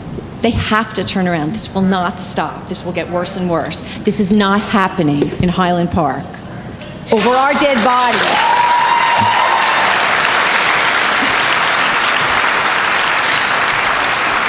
You can't do this to the kids. You can't do this to the kids. And we are watching. You can't do this to the families. You can't do this to the staff. You can't do this to any of the staff, support staff, teachers, anybody. You can't do it. You can't do this to us. Okay? So fix it. Fix this.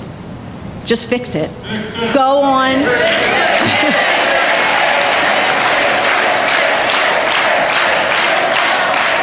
guys know.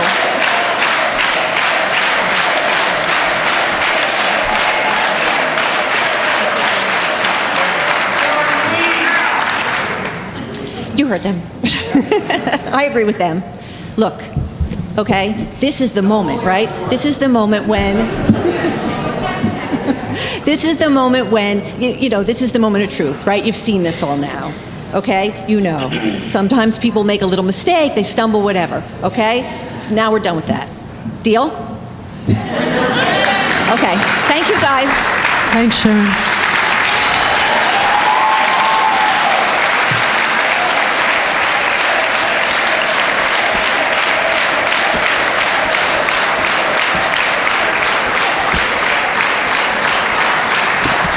Does anybody else want to speak? Hi, thank you very much. My name is Jay Weinberg. I'm a parent here. I have 2 kids in the school system, 7 and 4. And before that, I have 4 nephews who graduated from the school system. They're 25, 26. I'm an older dad. I moved into this town, and I remember hearing a bunch of kids outside screaming Uncle Jay while I was painting my apartment. And I looked out the window, and none of the kids screaming Uncle Jay were actually my nephews. And that continues to today. As I look around the room, I've met so many people here who have children. I'm meeting them through my children. And their kids are wonderful and beautiful, and I actually love them. And I love what's happening, and my wife is so happy in this community. And, you know, I feel that the schools are good, or have been good the way they are. I wasn't going to speak, but I'm not nearly as eloquent, nor did I prepare. Very impressed by the way people spoke today. But I feel compelled to speak, at least on behalf of one person. Someone came up here and asked for your resignation, and that must have been somewhat disconcerting after 5 months.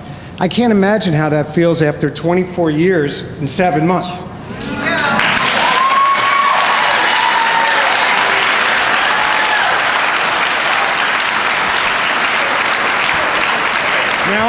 Now I don't know Ms. Katowski, but I sure do want to meet her, and I'd like to send my kids over to have cookies with you every once in a while, so you can keep them on the straight and narrow.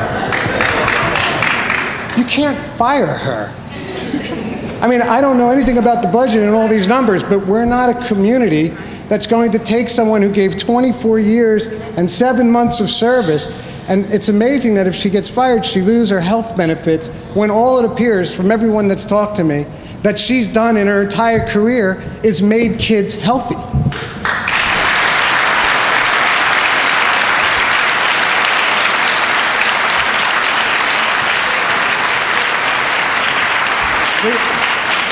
there's so many points that I could pick up on, but I think nothing really illustrates the problem more than that fundamental flawed decision to hire $360,000 in salary for other assistant superintendents and a data specialist. Wait 6 damn months and let her finish before you pay a data specialist to come in.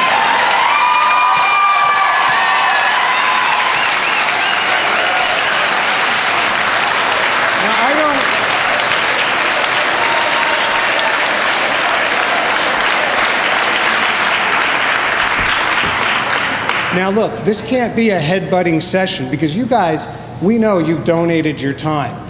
You might not after tonight anymore. But, you know, this is a very, very difficult job. I can't imagine the amount of time that you've put into this. But we have a community that will help. And I don't mean to be high on my horse here by saying, as far as shortage of textbooks in this town, I'll buy 2.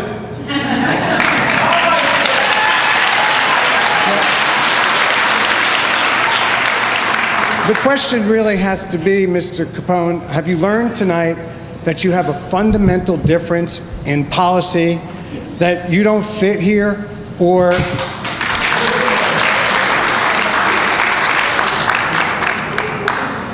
have you learned that smooth seas never made a skilled sailor? Okay, so we're with you if you're with us. I mean, people say, how did you have the credentials to be here? Because you were selected to be here. That point is past, I guess. I do look at your resume, and I think part of the reason why, hearing everything today, and this is all I know it from, that some of these problems have happened is because you probably lack the experience necessary to gauge in proper lines of communication with a lot of people that have a tremendous amount of life experience. But it doesn't take a whole lot of life experience to realize the entire policy has to be questioned when a decision can be made about Kathleen Katofsky, to let her go 5 months from her, vesting of her services. It's just incredible to me. So I think that there really needs to be an overhaul. I think you need to listen to the community. I don't think we want to bang heads with you. This is a town where we love each other, we support each other, and I just can't possibly imagine how you could do something like that. It's just fundamentally unsound. It's a major mistake, and it has to be addressed. Thank you.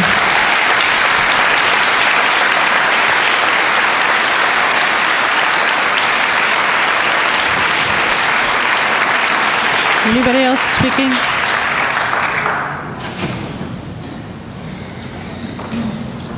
Hi, my name is Beth Stuckey. I live at 19 Grant Avenue. That sounds so loud up here. I live at 19 Grant Avenue. I didn't prepare anything, and I'm overwhelmed by all the things that people have expressed that I would have loved to have said myself. So I'm not going to stay up here very long. I am going to say that I've lived here for 29 years. I've had 2 kids graduate this school district. I have had a daughter graduate another high school because this district could not meet her needs, and we opted to do that. I don't always agree with everything that goes on here, but I am very proud of what goes on in Highland Park, and that's why I live here. I have a daughter, my 4th child, who's a junior and will be graduating next year. I'm a teacher, and we moved to this town because of the caring, small community, and I could not do what the board does. I have not run in the 29 years I've lived here, and so I do appreciate all the effort. I've been involved in my own way through the years, and I still am, and will continue to be after my daughter graduates. Here's the thing that really upsets me. I mean, I don't even know how to prioritize, but here's the thing that's been on my mind. I find this very insidious, and Highland Park is not that kind of a community, and you've heard how open we are, and there have been times in previous administrations where things maybe were not exactly the way we would have liked in Highland Park, but at least we've had meetings, and there have been talk about it. I find how this happened in 50 days to be not what we have. Insidious is the only word I can use. I can't understand the lack of communication, and what I really can't understand is that the board thought that this was okay, that knowing Highland Park, living here, that the board thought this was okay. So I'm going to end on that leadership doesn't happen when somebody comes in and in 50 days talks to people, thinks he has his answers, and without taking it a step further, makes decisions, gets the support of the board. I have a son who's going for his PhD now. wants to be a superintendent, and I can tell you right now that everything that's going on here is exactly what he hopes never to do in his own experience.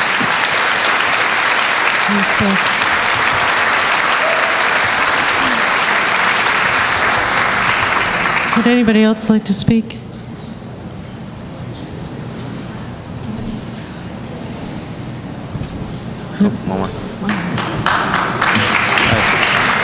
Jason Marsh, 418 South 4th Avenue.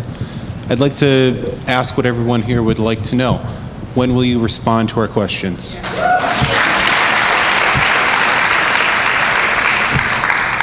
We would like to have a dialogue. This is not a dialogue. This is listening. Please, we'd like to listen next. Thank you.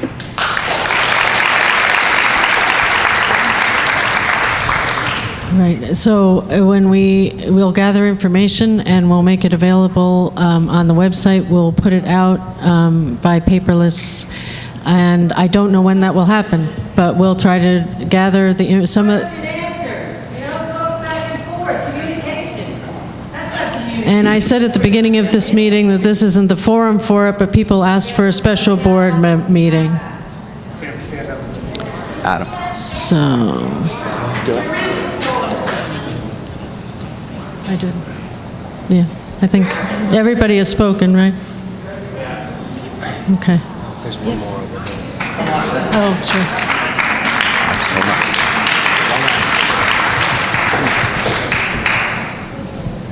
Can you hear me? Can you hear me now? Okay. My name is Aaron Schaefer. I live on 114B Cedar Lane. I have a son who goes to Irving School, go Dragons. What I've seen here tonight is something I've actually never seen before. My previous town, which I won't name because I don't like to slander, would have never had a community capable of coming out here and so eloquently giving their passionate plea to you, Mr. Capone. I'm just like you. I've only lived here for 1 year. I've not been here too long, but I've never seen something so strong to come out here. So thank you guys, because I really thought I was going to come to this place and there's going to be 2 people and no one would have very much to say. So I'm glad to see that all Highland Park came out here today. And that's all I wanted to say, really. Thank you.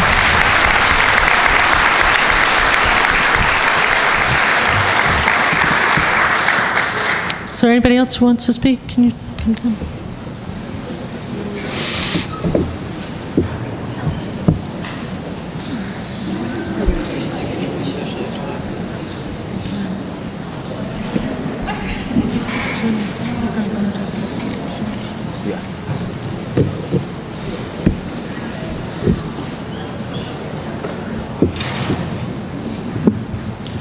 My name is Elizabeth Conway. I don't live in Highland Park, but I know many people that do live here and do work here. I am a thorn in the side of another district, and I go regularly to make the Board of Education think. And while I'm sitting here listening to all the speakers, the biggest thing that's jumping in my mind is you hired Mr. Capone. There must be something good about him. But at the same time, you lived here all your lives, and you know the people of Highland Park well also. And what I suggest right now is, instead of making a haphazard decision in 50 days, that one of you step forward and say, maybe we should take it back and think it over and try once more before making this horrible decision. Obviously, it's a close-knit community. People care about their children, they care about their employees, and I guess they care about you too, because you're here. But one of you, at least, step forward and say, let's wait a minute, think about it again, and maybe even give it 6 months, and then decide over the summer and do some research and make a better decision. I thank you. Thank you.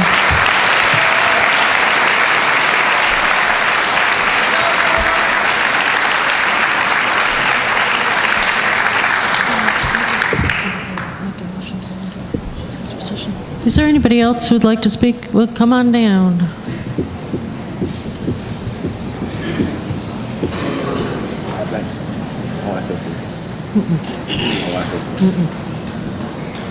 No. You're not going to do it. We can put anything out in writing when we pre-vote it. But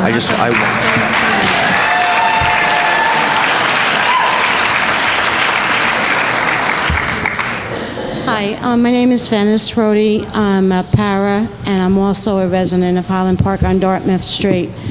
And I would like to just put some faces to names. Arlene McQuaid.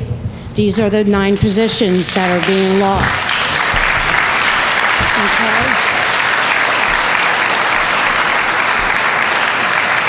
Is there Sarah Vaca here? Sarah Vaca.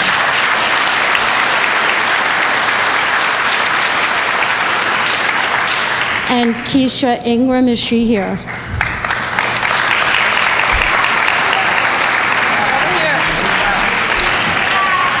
And I know Fran Barnes also is another one, another member.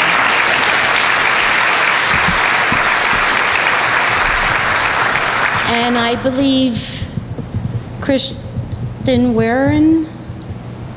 I'm not familiar with the other names, but I think it's important that you place faces to just numbers. And I would like to also raise another issue that's going on at Irvin about the Thanksgiving celebration, where there's an undercurrent of misunderstanding of costumes being worn and how the show may not be going on. And I would really like to have an open dialogue about what's happening at Irving about the Thanksgiving show. Thank you. Thank you.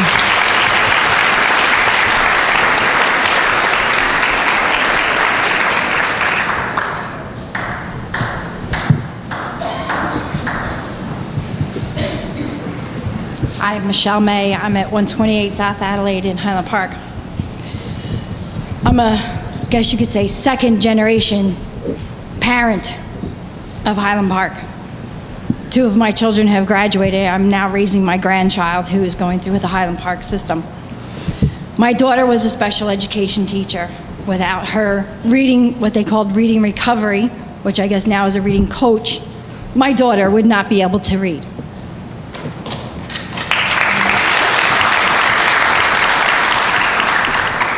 Without the paraprofessionals who sat there beside her in the classrooms, keeping her on task, my child would not be here today.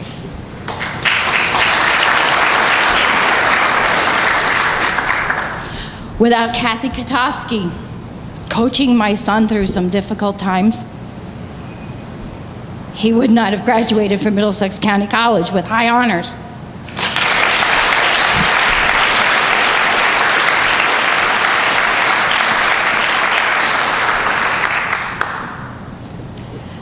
And now I'm a crossing guard in the district.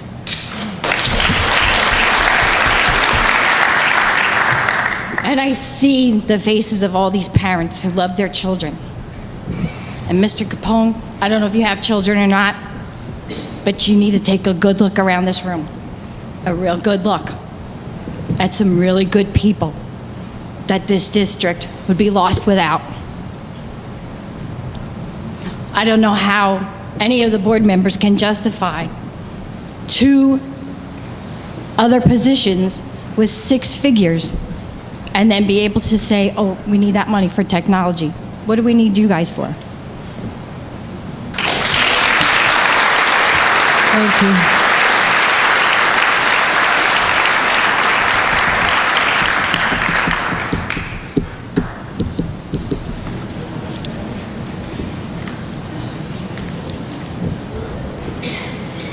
Hi, my name is Mary McManus Smith. I live at 612 South 4th Avenue. I'm just coming to ask about the next step. Obviously, people have discussed extensively. Sure. Obviously, people have expressed extensively their concern about the priorities that this board reached when it came to hiring and firing.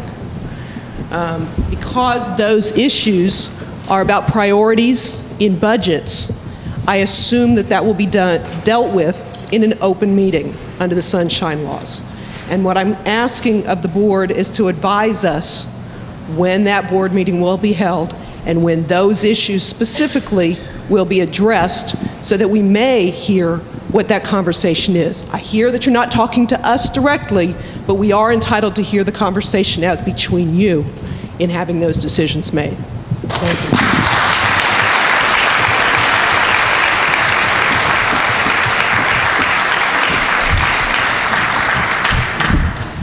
Is there anybody else who wants to speak? I'd like to speak. Go ahead.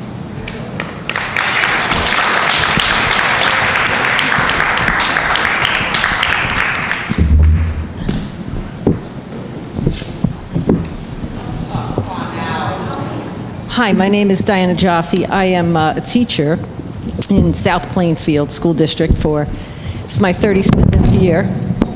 I'm also the president of the South Plainfield Education Association, and I wasn't going to say anything either, but I can't sit here and not. I've been involved in the association for many years, and I have to tell you, in South Plainfield, we have our problems like everybody else.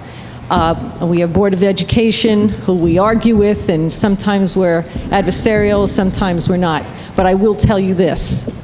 In the 37 years, and I've been active for probably 30 of those years, I have never had a superintendent who didn't sit down with us and talk to us and communicate with the association about whatever problems were going to occur. To do something like this is not even in our realm, our paradigm in South Plainfield. And as I said, we're not perfect. But you need to communicate, Mr. Capone, with your association. You need to have a line of communication. It's not you and them, it's us. We're all in this together.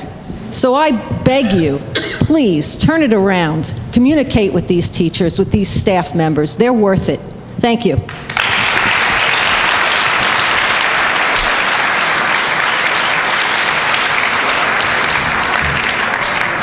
Is there anybody else who would like to speak?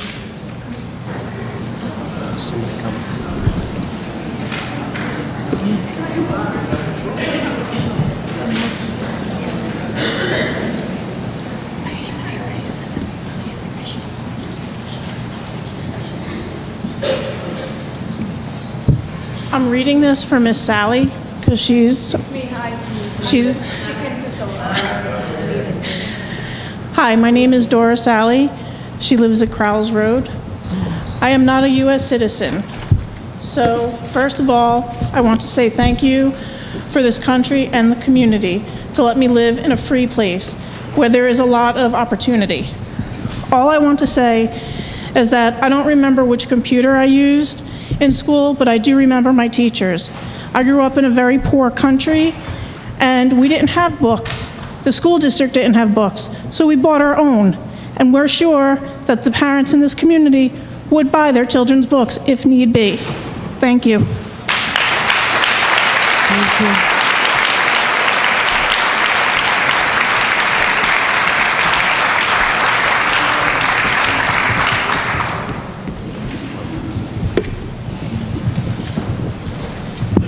Can you hear me? Okay. My name is Andrew Zappa. I live at 131 Johnson Street. I've worked in the corporate sector for almost 20 years. Both my parents are teachers. When my wife told me that there had been a riff in Highland Park, as a corporate person, that terminology is very familiar to me. Since I'm a computer person, I'm the person who gets to create the accounts. I'm the one who gets to delete them at the end of the time. And it's always bothered me whenever I find... Sorry. I'm excited. It's always bothered me whenever there's a riff that occurs without cause, and then because it's always just a dollar amount. That's corporate nonsense. It's not education nonsense. You have an opportunity to have open dialogue with people in your community at this board. You need to take advantage of it. Thank you.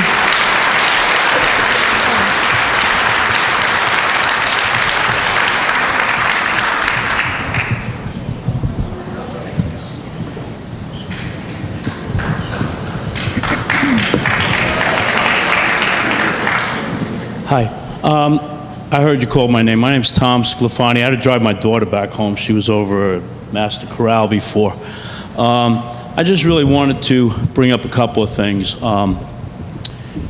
Obviously, hearing everything that we've heard and coming to work every day the last couple of weeks has been a little tough. But in all honesty, you guys are good people, all right? And there's a lot of good people here. I work with a lot of really good people. And I'm really proud that I've been a part of Highland Park for 12 years. My thing here is I've made mistakes sometimes teaching. And I think everybody here has made a mistake in their life. Am I correct? Okay. I think this was a mistake for one reason. It's funny, I'm driving my daughter home and she tells me this because she asked me about the meeting. And that's what really made me feel I had to definitely come up here. She said, "Dad, letting people go because of textbooks." I said, "Well, maybe there's a little more than that." And she goes, "Well, if it's just textbooks, couldn't they make copies of textbooks and give them out to people for this year?" We have somebody that I work with named Kathy Kotowski, who I admire so much, all right? She's done such a great job all the years I've been here. And she's got 4 or 5 months to go before, being able to collect all her benefits. I hope that people looked at that. Maybe you didn't. You might have missed it. Okay? If that was your mom or dad, how would you feel?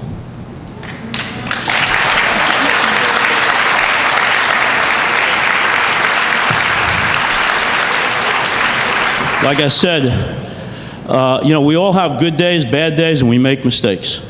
I came into work today. Is Julie Klimowitz still here? She'll tell you I had a bad day today, this morning, all right?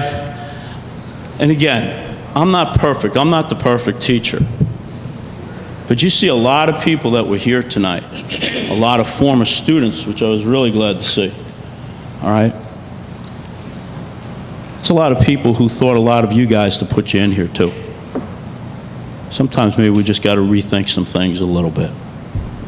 Thank you. Thank you.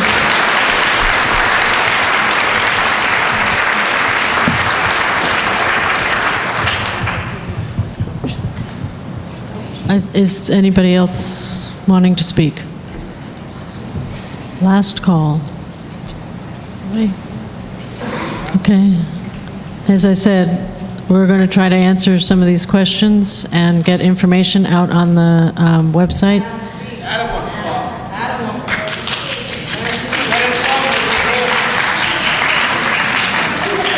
You want to say thank you to everybody instead of me? No. That's what he said he wanted to say. Yeah, no. He's gonna do it. I do want to briefly speak, and there is a lot to say, but there's also a lot that I cannot say. I grew up in this community. I went to school in this community. Many of the teachers in this, sorry, I lost my voice this weekend, guys. Many of the teachers in this room right now taught me, mentored me, helped me get to where I am today and sitting in this exact spot where I have been sitting for 8 years. I've made a lot of hard decisions on this board, but I also think this time that we do need to take a step back.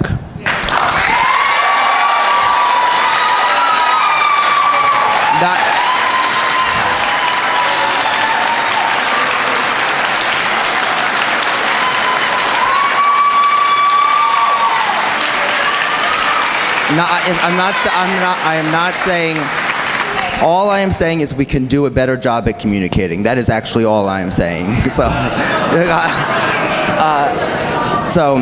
I think what I've learned from tonight, and I think we have given you the opportunity to talk, and I think it is only fair that you do hear from me, who is one of 9 votes on this board, that I do hope we do a better job of communicating. I think we could have done, we've learned from the healthcare rollout that we can admit when we've done things, when the rollout is not done well. And I think one of the things that I did want to say tonight is that I acknowledge that we could have done a better job. And that is all I wanted to say.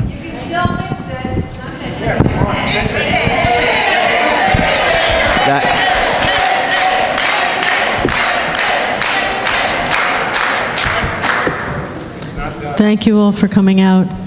I need a motion to go into executive session immediately following this meeting. So moved. Second. All in favor? Aye.